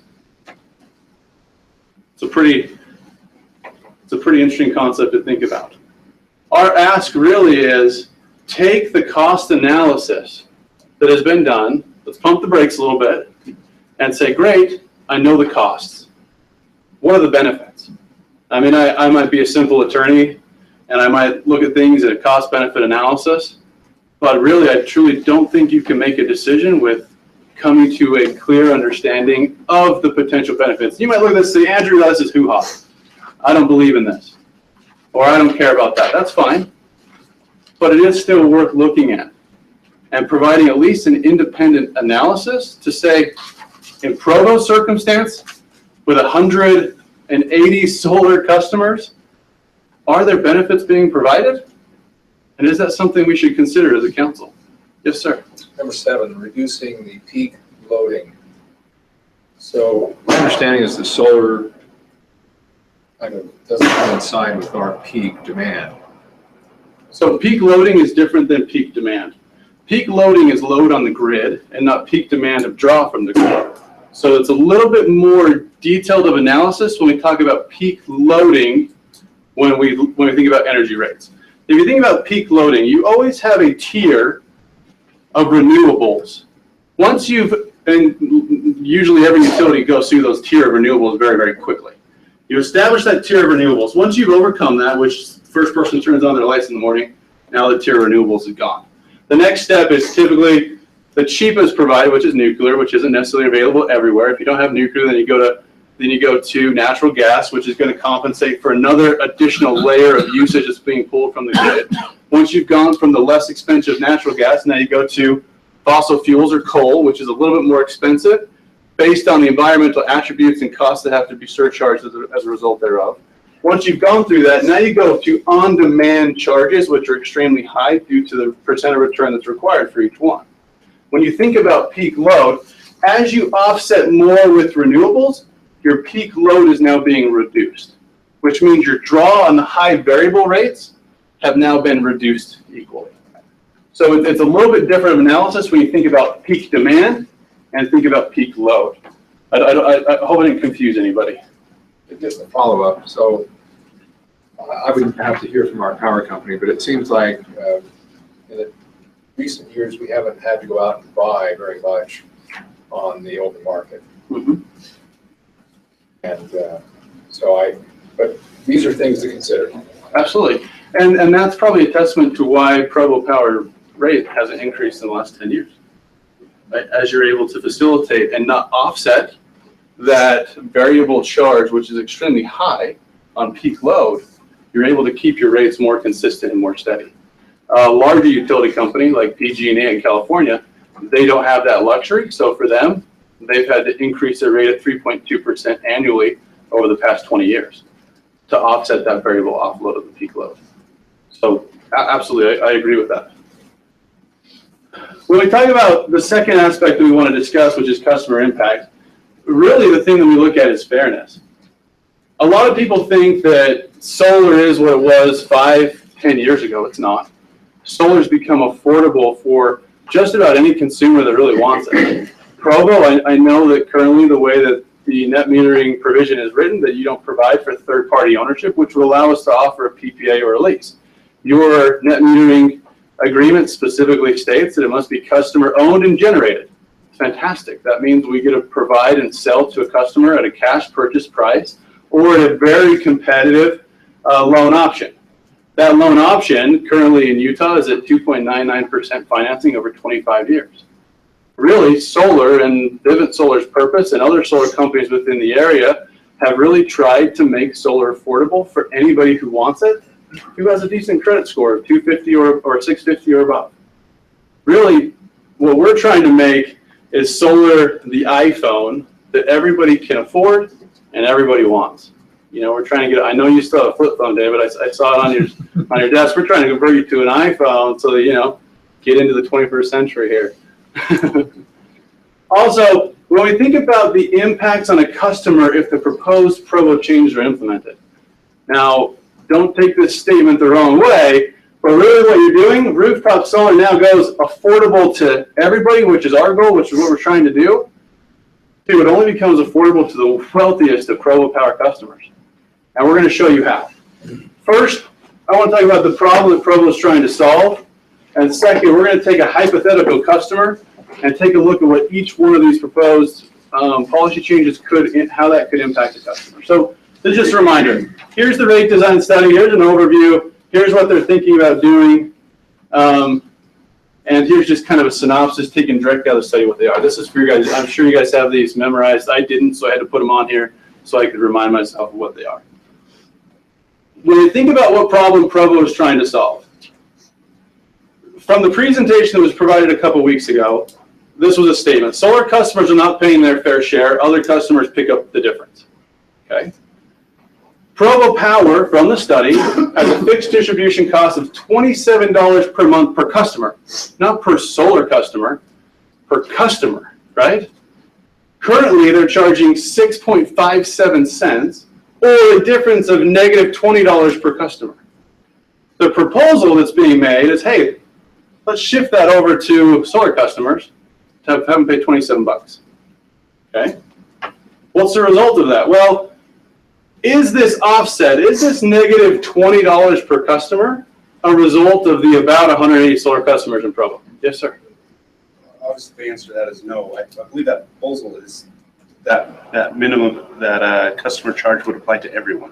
Well, that'd be fantastic. That's right. That's what the proposal is. Gotcha, perfect. Now that makes it even better, because the way that these other options are provided, it's very tiered directly towards solar.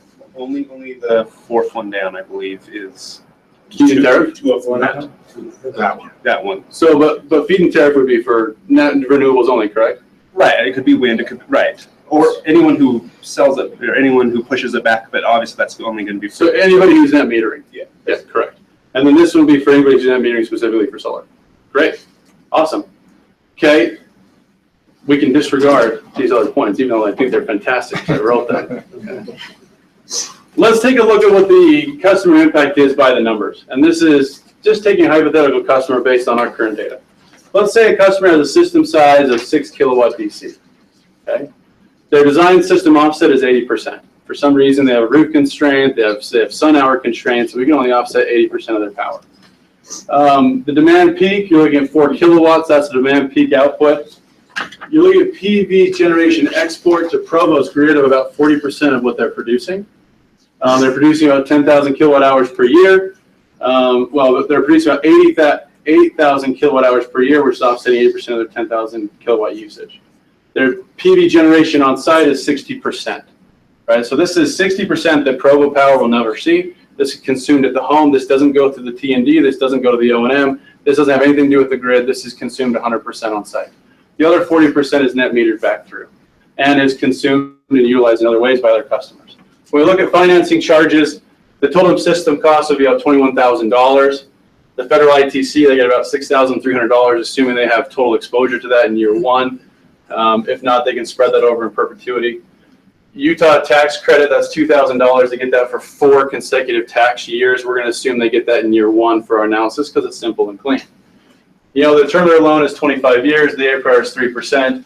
Their monthly payment is $75.50, assuming they roll 100% of their $6,300 from their ITC back into their overall loan exposure, which will reduce their payment down to $75.50. It's not bad for a solar system, right, per month. Now, when we think about what this does, 25-year savings. Under your current program, this customer will save $3,500 over 25 years. That's how much they'll save. Their 30-year savings goes up dramatically to about $10,000 over 30 years under Provo's current program. If we think about the higher monthly charge and we build that in, they're going to save negative $3,000 in 25 years, which means they're paying more for solar than they are without it, and maybe get $2,000 after 30 years. The retail demand charge, remember what this one pertains to? This one is a brutal one. They're going to pay about $7,200. They'll pay or have a net savings of negative $7,200 over 25 years, $3,700 over 30 years. Their flip date on this is pretty much never. So they'll actually never get the value out of their solar system before the panels and inverter and everything has to be replaced. When you look about the solar capacity charge, this is that one where they said they want to do, where we could do a 288. And they gave us 2 options here, right? The 288 over the total system size, which is 288 times 6 kilowatts. Here at this system charge, again, they're going to save a negative $3,100 and have a little bit about $2,000 savings in year 30. Their flip date is year 29, so better, but still not fantastic.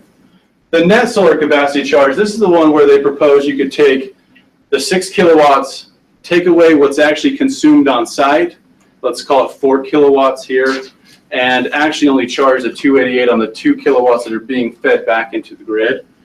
If you look at this is pretty fantastic. You know, 25, 1.3 or $1,300, and over 30 years, $7,100. The minimum bill provision, this impacts all customers, which when we talk about fairness, think about the fixed income customer or the low utility user. That's going to be a huge impact on the overall customer base. But you can see the results there. The feed-in tariff, again, is pretty favorable. The feed-in tariff looks the best, but this is assuming a 2% escalator over each year.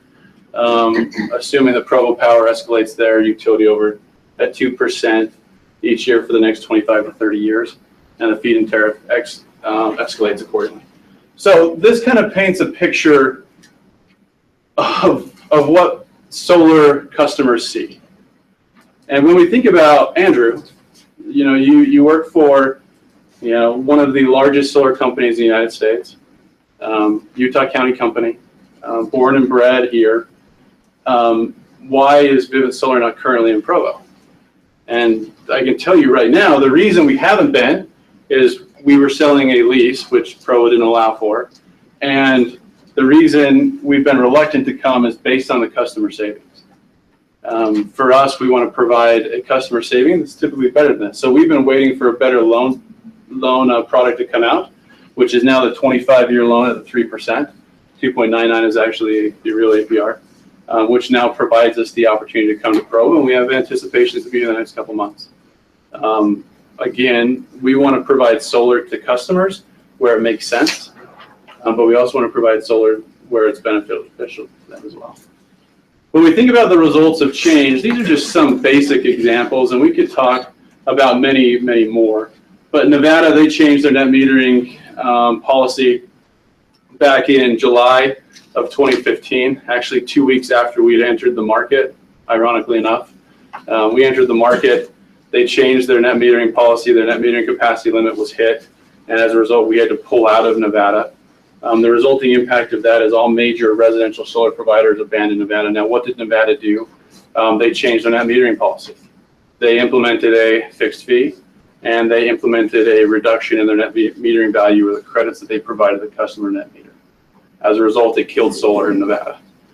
They also had a very dramatic impact when they talked about grandfathering of systems, where the PSC in Nevada originally elected to not allow for grandfathering pursuant to Nevada Energy's recommendation.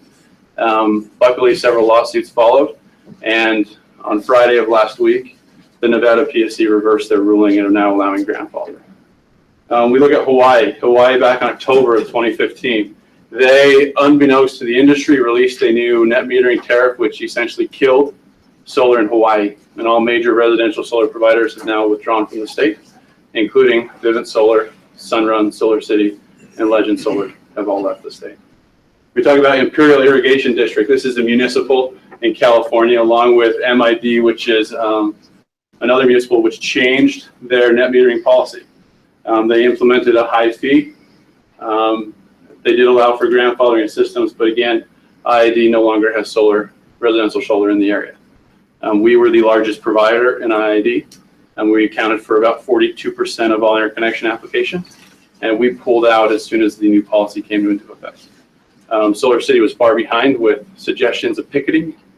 We did not agree with that and elected not to participate in that, but the impacts are dramatic when you look at changing policies. Ultimately, the ask here is pretty simple. Provo Power has 37,000 retail electric customers. You guys know that. Currently, there are less than 1,800 rooftop solar systems, or less than 0.5% solar penetration.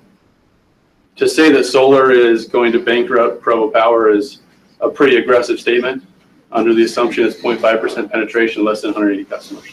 Has that been said by somebody? No, it's just a common misconception that solar is drawing so much cost from Provo Power, from any power company, that the result benefit is going to be bankruptcy. Don't you have to look at what's going to happen with solar? It's 180, and you come in here, it might be 1,800 next year. Sure. 18,000 next 10 years from now. Yeah, you have to have a clear roadmap of what solar is going to do.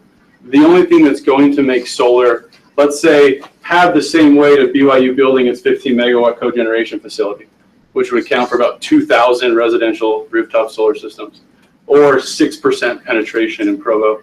To get to that, Provo would have to increase its rate closer to what Rocky Mountain Power is at, 10.7 cents per kilowatt hour, to really have that saturation. What drives solar saturation is the utility rate.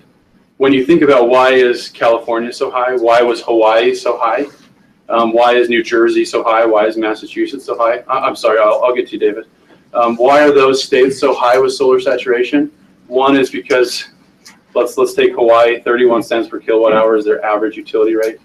You look at California for their IOUs, they're about 27 cents per kilowatt hour. And then when you look at Massachusetts, New Jersey, New York, they have phenomenal SREC incentives that for us to install a 10 kilowatt system, they provide about $10,000 of value back to us in solar incentives. That's why solar saturation is so high in those states. When you look at saturation within Rocky Mountain Power, who even has a 10.7 kilowatt hour rate, the saturation is not much above the 0.5% that Provo Power is seeing right now. Utah is a great place for solar, but based on the utility rate, you're not going to see the saturation levels that you're going to see in other places with higher utility rates. David, sorry, sir. You brought up the example of BYU creating their cogeneration facility. Are you aware of the negotiation? That was talked about in an open meeting, right? And one of our, what's that? Okay, sorry. I'm probably not aware. Okay. Okay, I will stop. I apologize, but this is more just for conceptual purposes to give you an idea of what that would look like, an equivocal amount. There is an awareness, though, that there is an impact, and I think that's all we're looking for is an understanding that there is an impact on, as you said, your customers have to be attached to the grid, and if someone approaches full net zero, they're still benefiting from the grid. They're still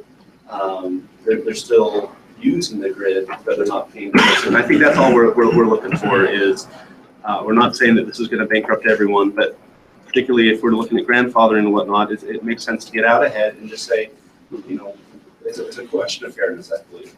I agree 100% with that. Let me just respond.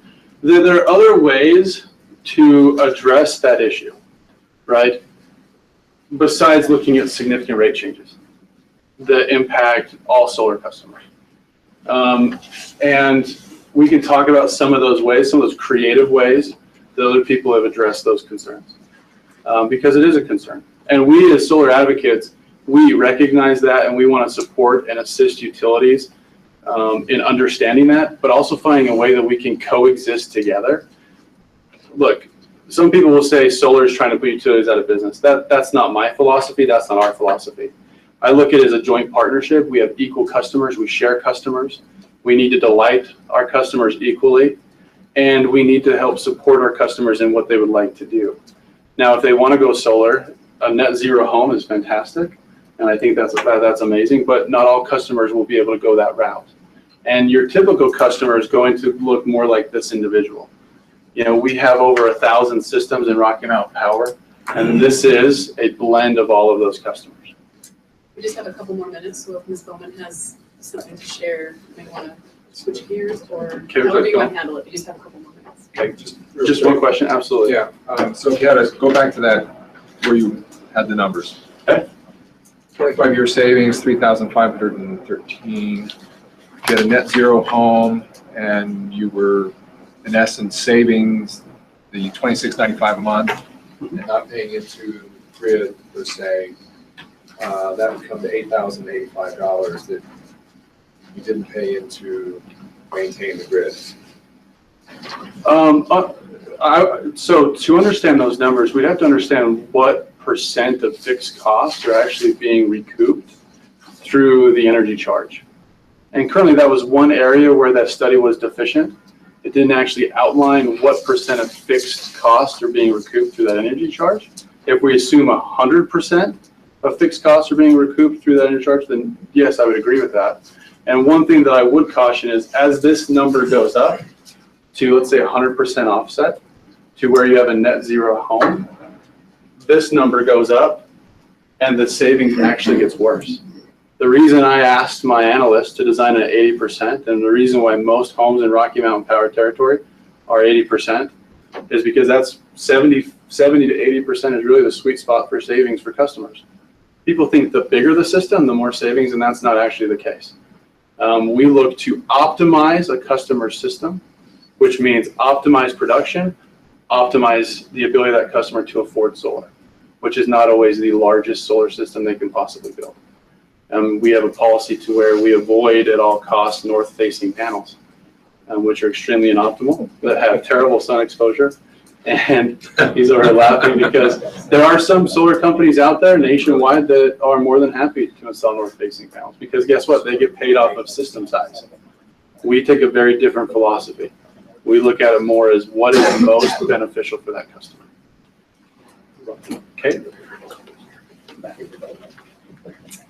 Thank you for having me here. I know we're a little short on time, so I'll keep my remarks brief, but I did just want to introduce myself and introduce Utah Clean Energy. We're a nonprofit public interest organization. We've been around for 15 years. We have a staff of 9. Our mission is to accelerate the clean energy transformation, and we work on issues related to clean energy, energy efficiency, and policies that have to do with building a smart energy future. So we work to help pass the state legislation authorizing commercial property assessed clean energy, and we worked really closely with the State Office of Energy Development to actually get that program up and running. So thank you for addressing that here in Provo last meeting, and we were thrilled to hear that Provo adopted it, and really glad to see that you're promoting energy efficiency in your community. So thank you for having us and for considering this issue thoughtfully. We realize it's a challenge that Provo City and all utilities are facing right now. As these renewable resources, and especially rooftop solar, become cheaper and the costs continue to fall, they're becoming a larger and larger part of our electricity grid. But we need to find a balance between the growth of these resources and keeping our power affordable and reliable and being fair to all customers as well. So we understand this is a challenge that really most utilities at this point across the country are looking at and are grappling with. And the council is to be commended for considering this issue now. And based on the numbers I've seen, it looks like Provo City has about 0.5% of solar customers have rooftop solar right now. And we're seeing very quick growth in the market. The market in Utah is approximately doubling year on year from year to year. That's about exactly what we're seeing with Rocky Mountain Power. So it's a market that's growing quickly, but even if the market here in Provo were to grow that quickly, you're still looking at a relatively small number of customers with rooftop solar. 0.5% is very similar to, or perhaps even lower than, the levels of solar adoption we're seeing in other utilities around the state and throughout Utah. And it's important to know, looking at states like California and Hawaii, that California has 5% of customers on average across the state have solar. That means that in specific neighborhoods, you tend to see a lot of variation with solar, where certain neighborhoods will have more. Certain neighborhoods are much higher. Hawaii has something like 20% of customers have solar. Electricity is very expensive in Hawaii, so it's been cost effective there much longer. So it's just important to see, Provo City and to see Utah in that context. And it's very important to pay attention to how the market is changing here, what's going on, and to understand it. And it's a difficult task, so thanks for undertaking it. And a perspective that I'd like to provide is sort of another way to look at the growth of the rooftop solar market is to look at, as you've already looked at the costs associated with rooftop solar customers and with different types of customers through your cost of service study. And in the short term, all the costs for a utility are fixed. You've already invested in the poles and the wires, the power plants. All those investments have been made, contracts for power have been signed, and that's something that has to be paid off. And it's typically paid off through electricity prices. So that's your short-term perspective. In the long-term perspective, rooftop solar panels are typically warranted for 25 years. As Andrew showed, most people are not expecting a return on that investment for 10 to 15 years. I would say that's most people's kind of best case scenario in Utah. In Provo, with your slightly cheaper electricity, it's probably a longer payback period for most people. And those panels are going to produce electricity at a fixed price for 25 years. And looking to the future, the cost of your electricity 20 to 25 years from now has a lot to do with the choices that you make and how you choose to replace plants, build new infrastructure, what kinds of infrastructure you build. Those will affect your costs down the road. And then other issues are, if you choose to incentivize energy efficiency, that can help to reduce costs for the utility. And in the same way, having people put private investments in solar panels, which generate electricity that is used at their home and then also sometimes sent out to the grid, that's a private investment that is something the utility can potentially defer down the road or can help avoid future investments in infrastructure. But the people installing solar today, 10 years ago, solar was much more expensive. People were doing it for environmental reasons or for early adopters. Most people installing solar today are doing it because they're hoping to save money, not in the first year, maybe in the first 10 years. And that payback is really important. So it's, I think, helpful to look at some of the data that Vivint provided showing, how those different rate structures would affect an individual customer, because that's really what it comes down to is if the economics are unfavorable, people won't choose to install solar. And you'll miss out on the long-term potential benefits of those resources.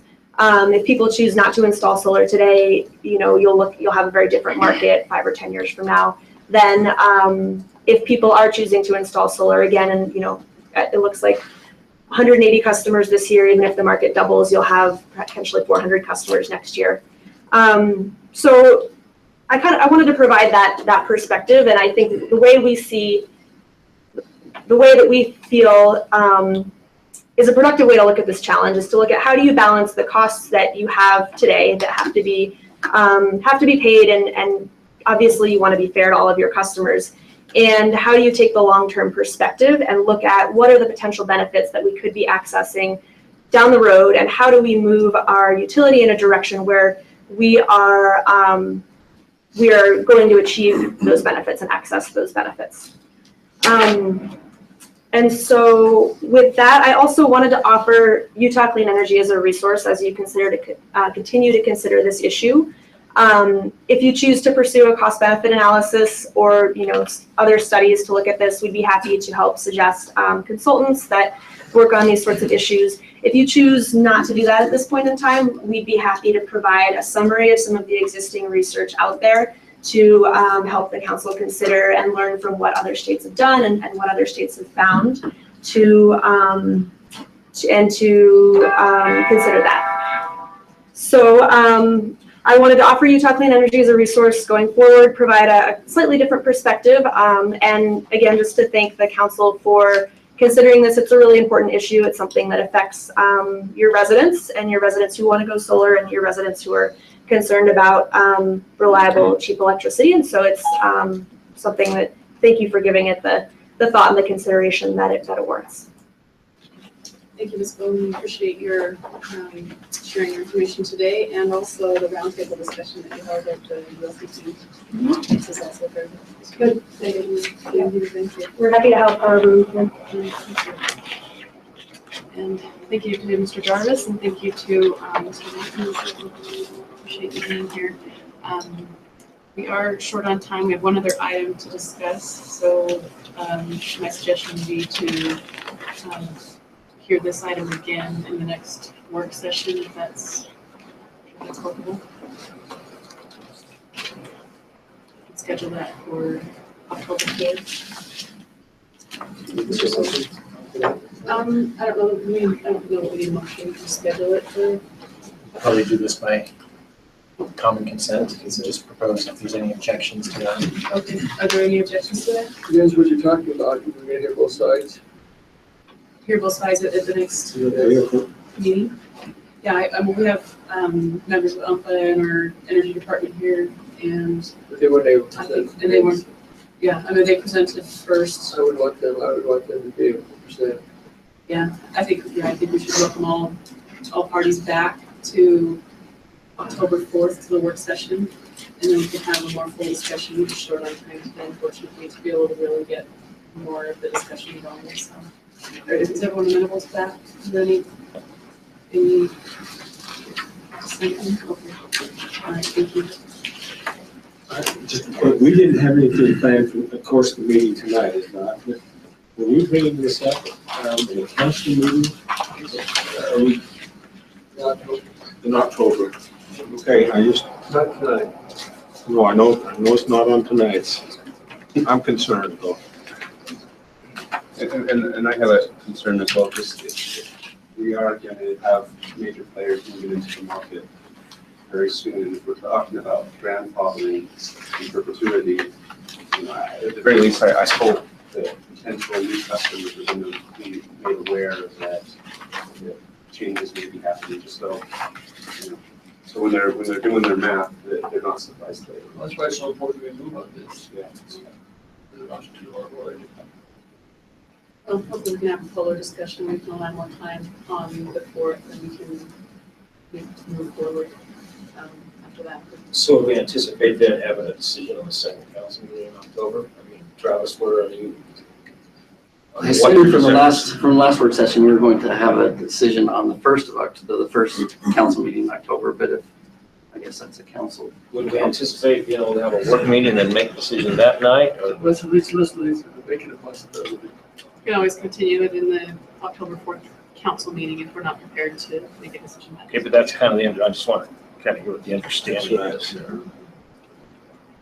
I think I have more questions myself. I would like to have a more full discussion in work session and hear from council members as well before we move to that public meeting. So, or not public, but council meeting where we actually take action. So, and then if we're not prepared October 4th in that council meeting, we can always continue. So we are planning on the 4th for work and council. With the potential of continuing the council. So do you want staff to put together a list of potential parties to come? Because they're. I think I'd like to propose that leadership do that. We can meet Wednesday, we'll meet on Wednesday and discuss. If possible, I prefer that we had a little more time between the next work session and the decision point. Just as one example, our clean energy representative mentioned that they could provide some research. I don't know how long that would take to put together, but if I could have time to digest that. We request that now. Would you mind sending us that summary? Yeah. Is there anything else that you wanted into, that you had a comparison, city comparative analysis between cities as well as that? So we could provide a review of some of the cost benefit analyses that have been done in other states and other cities. And we will be happy to answer questions and get a little more into the details. The different methodologies and assumptions go into different studies, so it's something that's important to look at, and we'd be happy to help the council understand that. Okay. That would be very helpful. Is Thursday before the council meeting, is that enough time to be able to digest that information? How long would it take you to put that together and get it to us? Would that be? So it'd be the Thursday before October 4th is usually when we have all of our documents, so we have enough time to. Yeah, that might be difficult to get it before the meeting. I think September 28th. Yeah, we could probably have something available for the meeting. It might be difficult to have it together before then. I can check and follow up with you to see. Yeah, what our timeline might look like. So with that in mind, I mean, I feel like this is a pretty important decision. I would prefer to have time to digest that if we're going to get that potentially in the meeting in 2 weeks before we have to make a decision that night. So if we had you present that on October 4th in the work session, we could hear from our energy department as well. Mr. Ball, is that? Yeah. Okay, does that sound good? And then discuss it. Just leave ample time to be able to discuss it in that work session. Still schedule it for that night and continue it if we needed to. If we're not prepared, we don't have to make a decision that night, but we could have it on the agenda to discuss. We could have further discussion in the evening meeting if there's more to discuss, and then we're still not prepared, we can continue it. But that gives us 2 meetings to discuss it, if need be, and then we can continue it for another. But that would give us more time in both meetings. I will say on that Thursday or on that Tuesday meeting, Dave Berg will be here for from 5 to 6, and then he has to fly out. But he said he'll be here for about an hour to answer any questions on the study.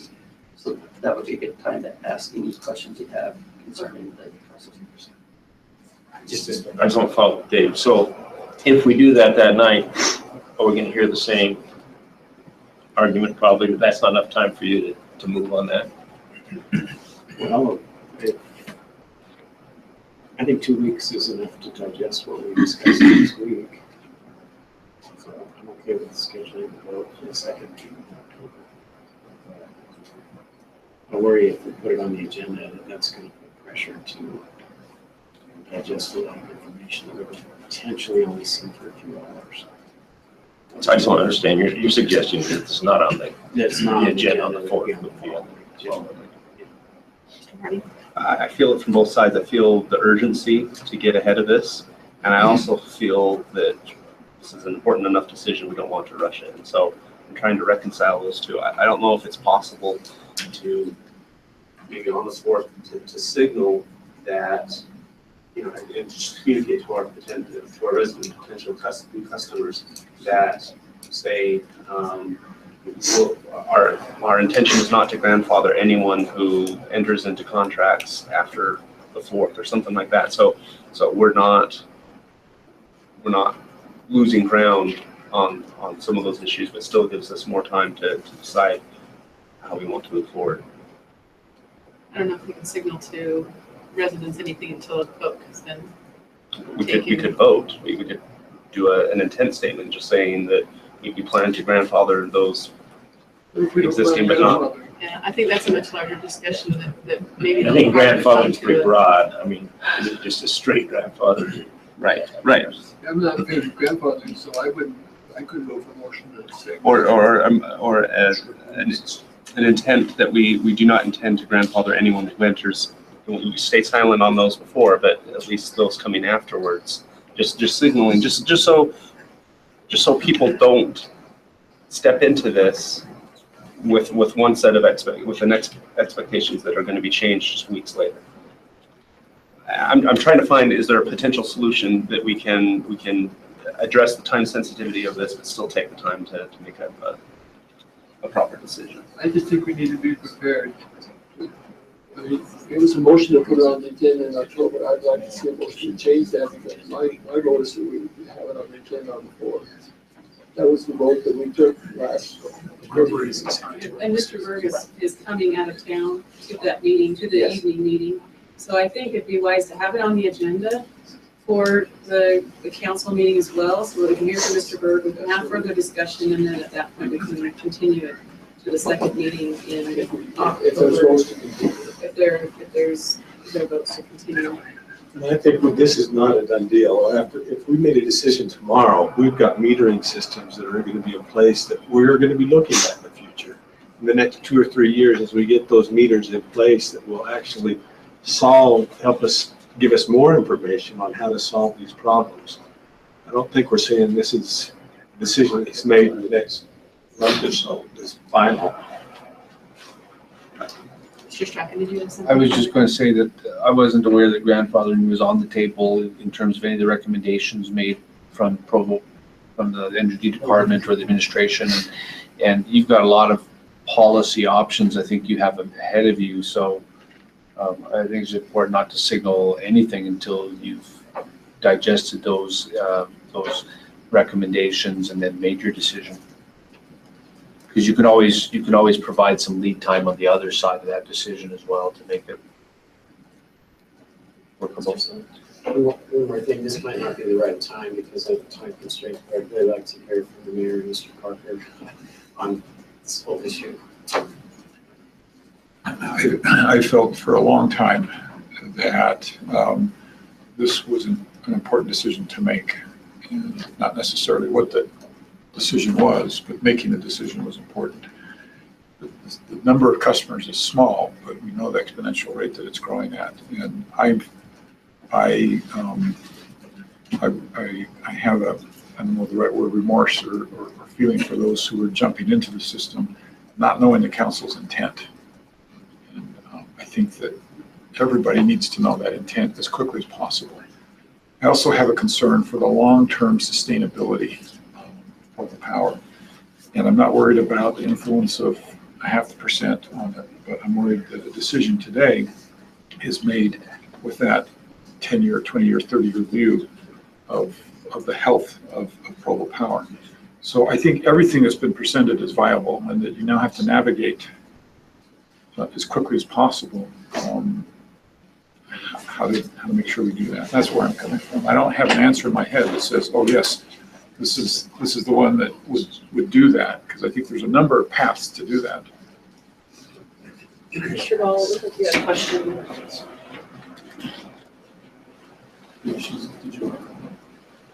I was just going to say, the contracts that each solar customer signed, there is a statement in there that says that what is charged today may not be the same tomorrow. So there's a sort of I don't know how close people read those contracts, but there is a statement in there that kind of gives a little bit of warning. And when they do call us, we talk to people about, we don't know where the rates are going to be in the future. It kind of depends on what the council decides. So we try to tell people that as questions come up. So, Mr. Jones, do you suggest we make a motion to move that to those meetings, or? I think that's probably a good idea given the discussion that's taking place. Okay. So that you have a clear indication of what the plan is.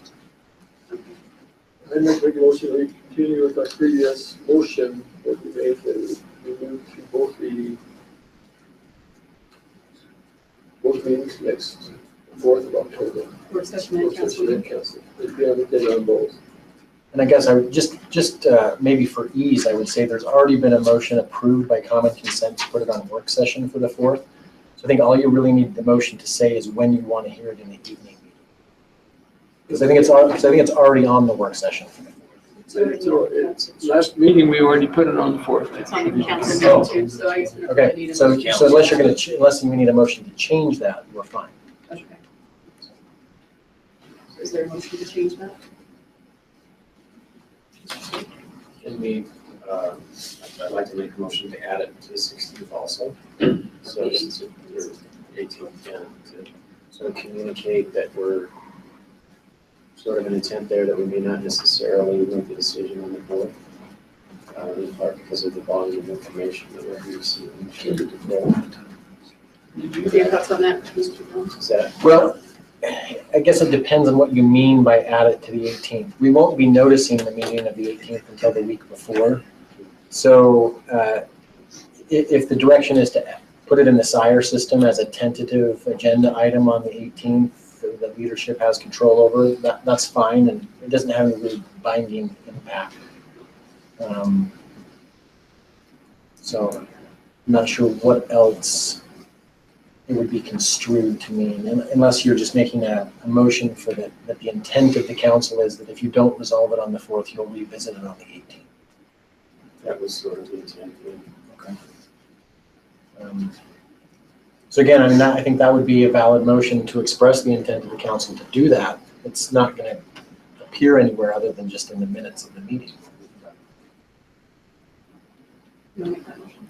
Yes. Okay, is there a second? I'll second it with the understanding that if we do choose to vote on the 4th, then it just wouldn't go into that agenda, but I'll second that motion. Is there any discussion on the motion? Those in favor? Those opposed? Motion passed. Those in favor are Ms. Santiago, Mr. Sewell, Mr. Harding, and those opposed are Mr. Van Buren, Mr. Winterton, Mr. Stewart, and Mr. Frank. Thank you. The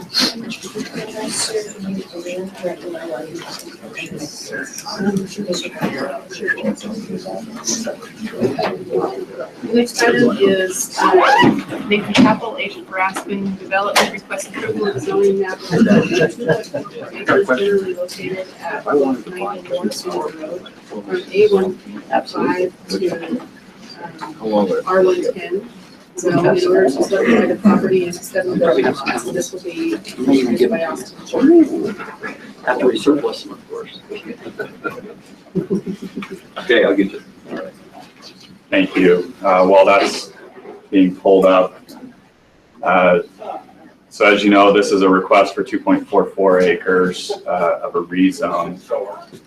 The property in question was subdivided in 2007, legally under the zone that exists on the ground right now.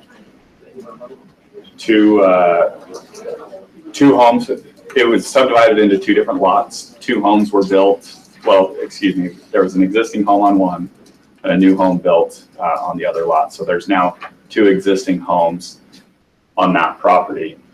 What the applicant is proposing to do is to further subdivide that property, which would require the rezone now at this time, and incorporate those 2 homes in the subdivision with that.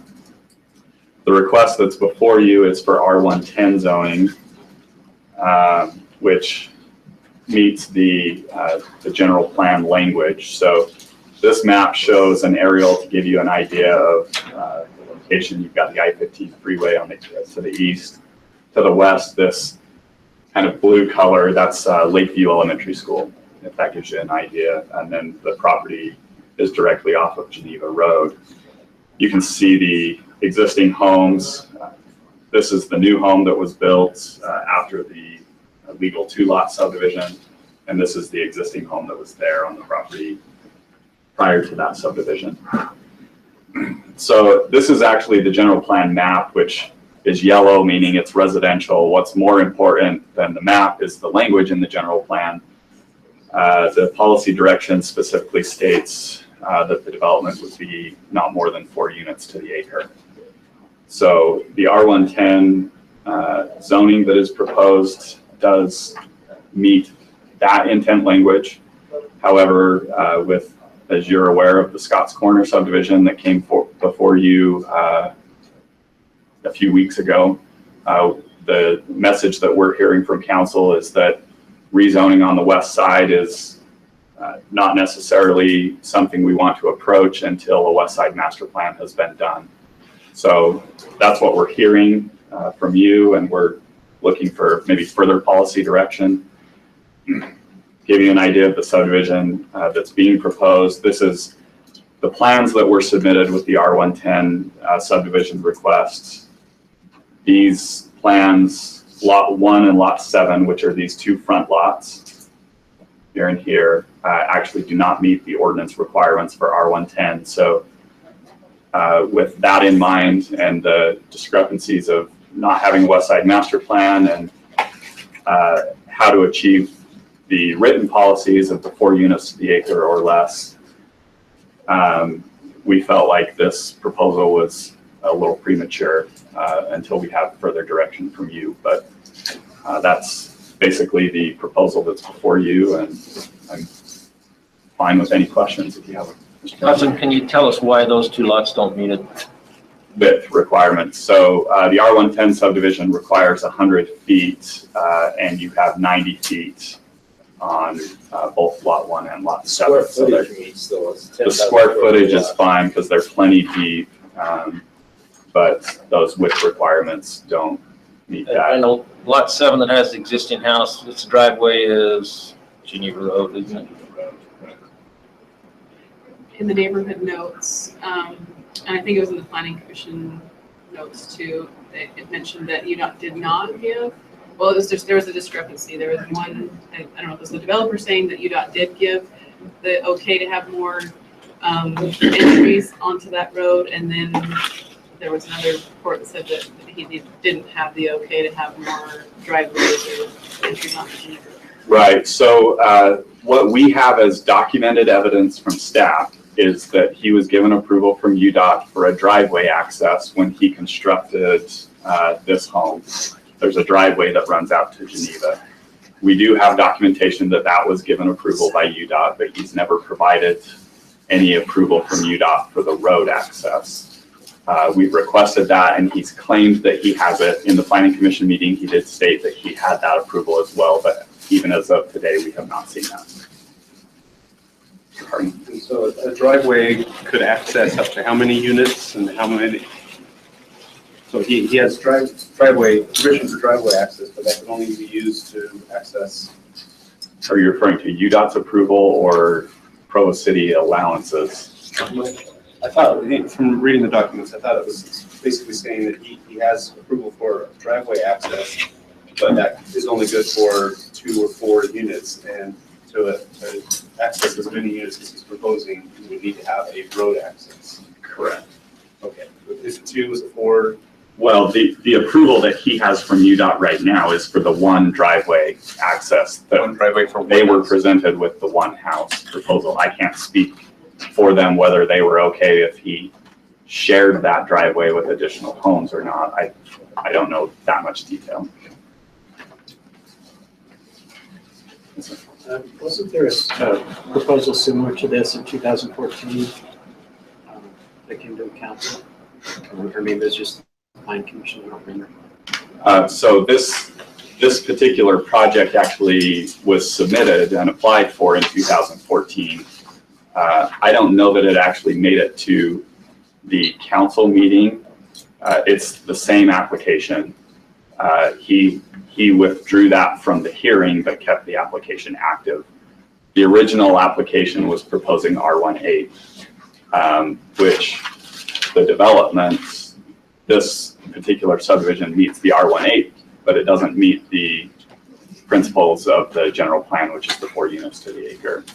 The zone itself doesn't meet that. Does that make sense? It did come as council. As I look at this, this looks a little bit like infill rather than more of a brand new subdivision. Look at this. Would you consider this infill? Yes. Yeah. Obviously, this is fairly well developed on the east side and to the west, other than the obviously the green area in there is your undeveloped pockets, so it's not the entire green area, but it is surrounded by development at the moment. As we consider the concern of the west side development plan in place before, I don't know that I have the same concern about this piece as I have about the more general west side we talked about. No one's ever going to farm that, and I think the green space that's not a valid place for green space. It's kind of a dumping yard now, in between houses. So I don't know that I have a worry that concern is valid, but that's just mine, that we had with the other ones. So, Mr. Harden? And, speaking as one council member, you were asking about direction, and you called it the West Side Master Plan. I believe what your department's been working on is the Southwest Master Plan, which would not include these neighborhoods, or the neighborhood in which this property is in. Is that correct? So I was referring more to the recent council meeting when it was discussed that there was a rezone proposal, Scott's Corner, that was denied on the basis that the west side needed a master plan. Okay. Prior. So my understanding is that was not related specifically to the planning department's effort on the Southwest master plan, Okay. but to the council's west side master plan. So I think That's a good question on how all of these overlap. At one point, may have been just 2 weeks ago, maybe been 2 weeks before that though, we were told that you were looking for direction, community development is looking for direction in order to move forward on the southwest southwest area master plan. Southwest network. Anyway, and so to me, there's a difference between the area south of the river, maybe just south of Center Street, where I think some of these policies really need to be looked at and have an integrated plan. I don't assume this is kind of what your point is this is in a much more developed area. This is much smaller pieces. I don't know if what we're focusing on as a west side planning committee directly affects this.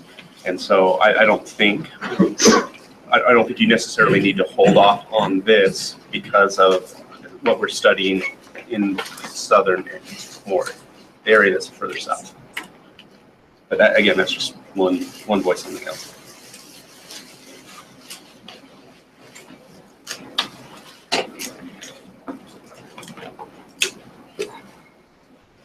Are there other questions? With this in here, we don't see any trail plans. We do have a trail plan. The trail plan that we have is not affected by this. So, yeah, okay.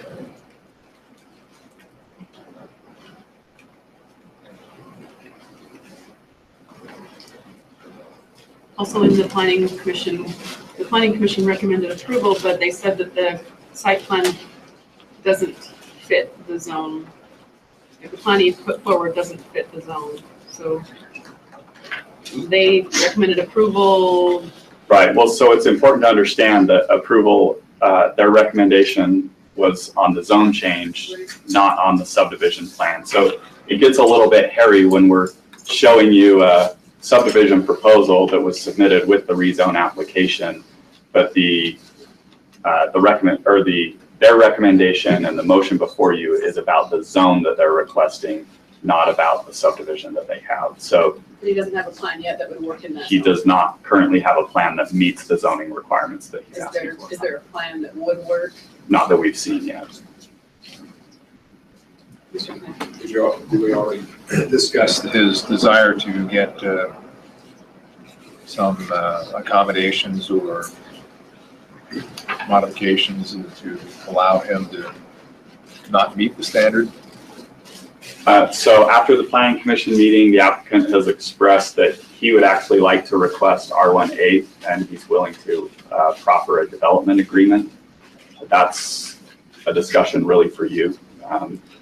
That was after the planning commission meeting, so any of the documentation that you have wouldn't have that. But that's basically what he has proposed.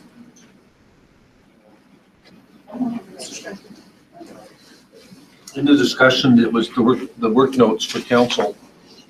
Notes that the staff analysis is, quote, not generally consistent with the planning commission's recommendation. Why is that? So as I mentioned previously, what staff had been hearing, and I appreciate the comments that have been made. I think we still would like something more formal as far as a policy direction, but what staff is hearing is that the council is uncomfortable with zoning property on the west side without a master plan in place.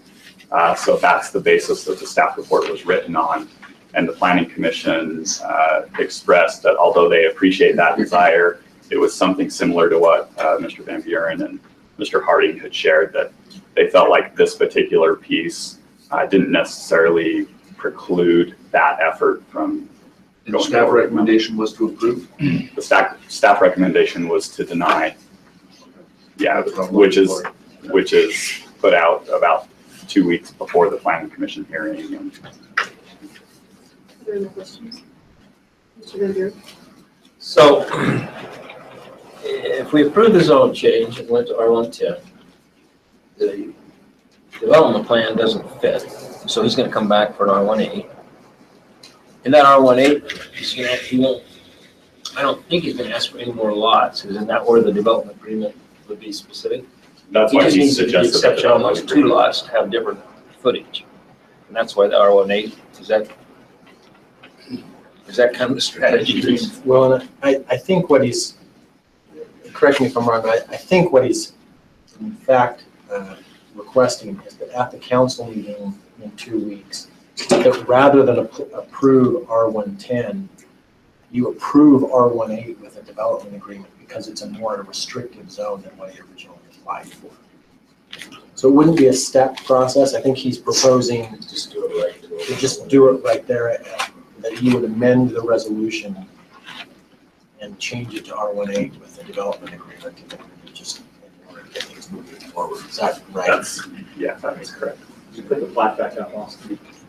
So that plat could be done with an R18 zone, correct? Correct. So I suppose his request would be to do an R18 zone, and he would do a development agreement that would allow for going that. That would restrict it to the exact number of lots that you see. My concern with that, my concern with that is that it didn't go through the process, that being the proposal. So when the neighborhood saw it, they saw an R110 proposal, and the R18 doesn't meet the current general plan. So to be fair, this is the exact plan that everyone's seen all along. The only thing that's really changed in process was it was originally applied for as an R18. When it was determined that that didn't meet the general plan written language, the request changed to R110. And he had hopes of being able to meet those requirements, and decided that he's not able to. Are the adjoining lots the ones to the east and the south? Is that R18? I think the north ones are R1. Are you referring to the Whisperwood, these adjacent ones? It is, let's see, we can back up and I can show you right here. So you have an R110, which is directly south and directly east, and then R18 that's to the north of it. You can, this black line is that separating line between those 2 zones. One more question, we do need to have a closed session, right? I don't think we have any requests. No, sure. So my concerns are, is it a concern, is there wisdom in holding off on rezoning it until we see permission from UDOT for that road access, or is that unrelated to the rezone? I guess if it's a concern for you, then that's a decision that you would have to make. It would obviously have to be something he would have to obtain in order to get his approval on the subdivision, which is a completely separate application than what you're looking at. And I've heard some discussion on lots have been illegally subdivided. Is that that hasn't been talked about here, is that?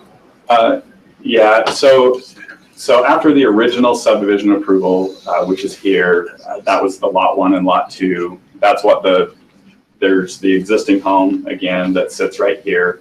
A new home was given a building permit and issued under the legal subdivision that was there. Since that home was built, the property, just through conveyance of deeds at the county, was illegally subdivided into 5 different parcels, which would be here, this lot, and here. That, in essence, basically restricts any development. There's no building permits that can be issued on any of that property.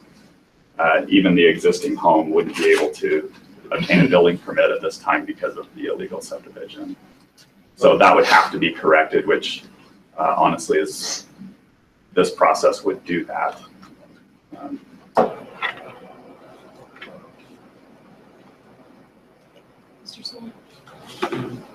So my question was similar, but you mentioned this process would do that, so at what point, I mean, how does this process correct that?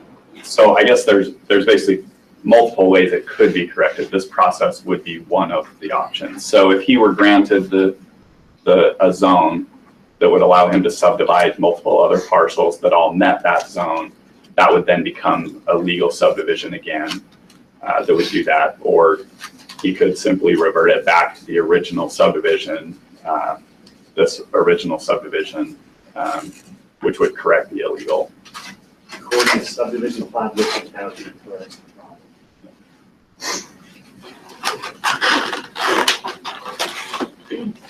Mr. Corey. So this is already scheduled for our next council meeting, is that correct? Okay, so I don't think we have any action on that. So any administrative updates now that we got you? No? No? Okay. All right, then we will look for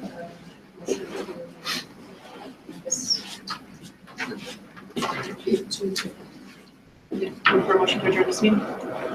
So moved. Thank you. Is there a second? Thank you, Mr. Van Buren. Those in favor?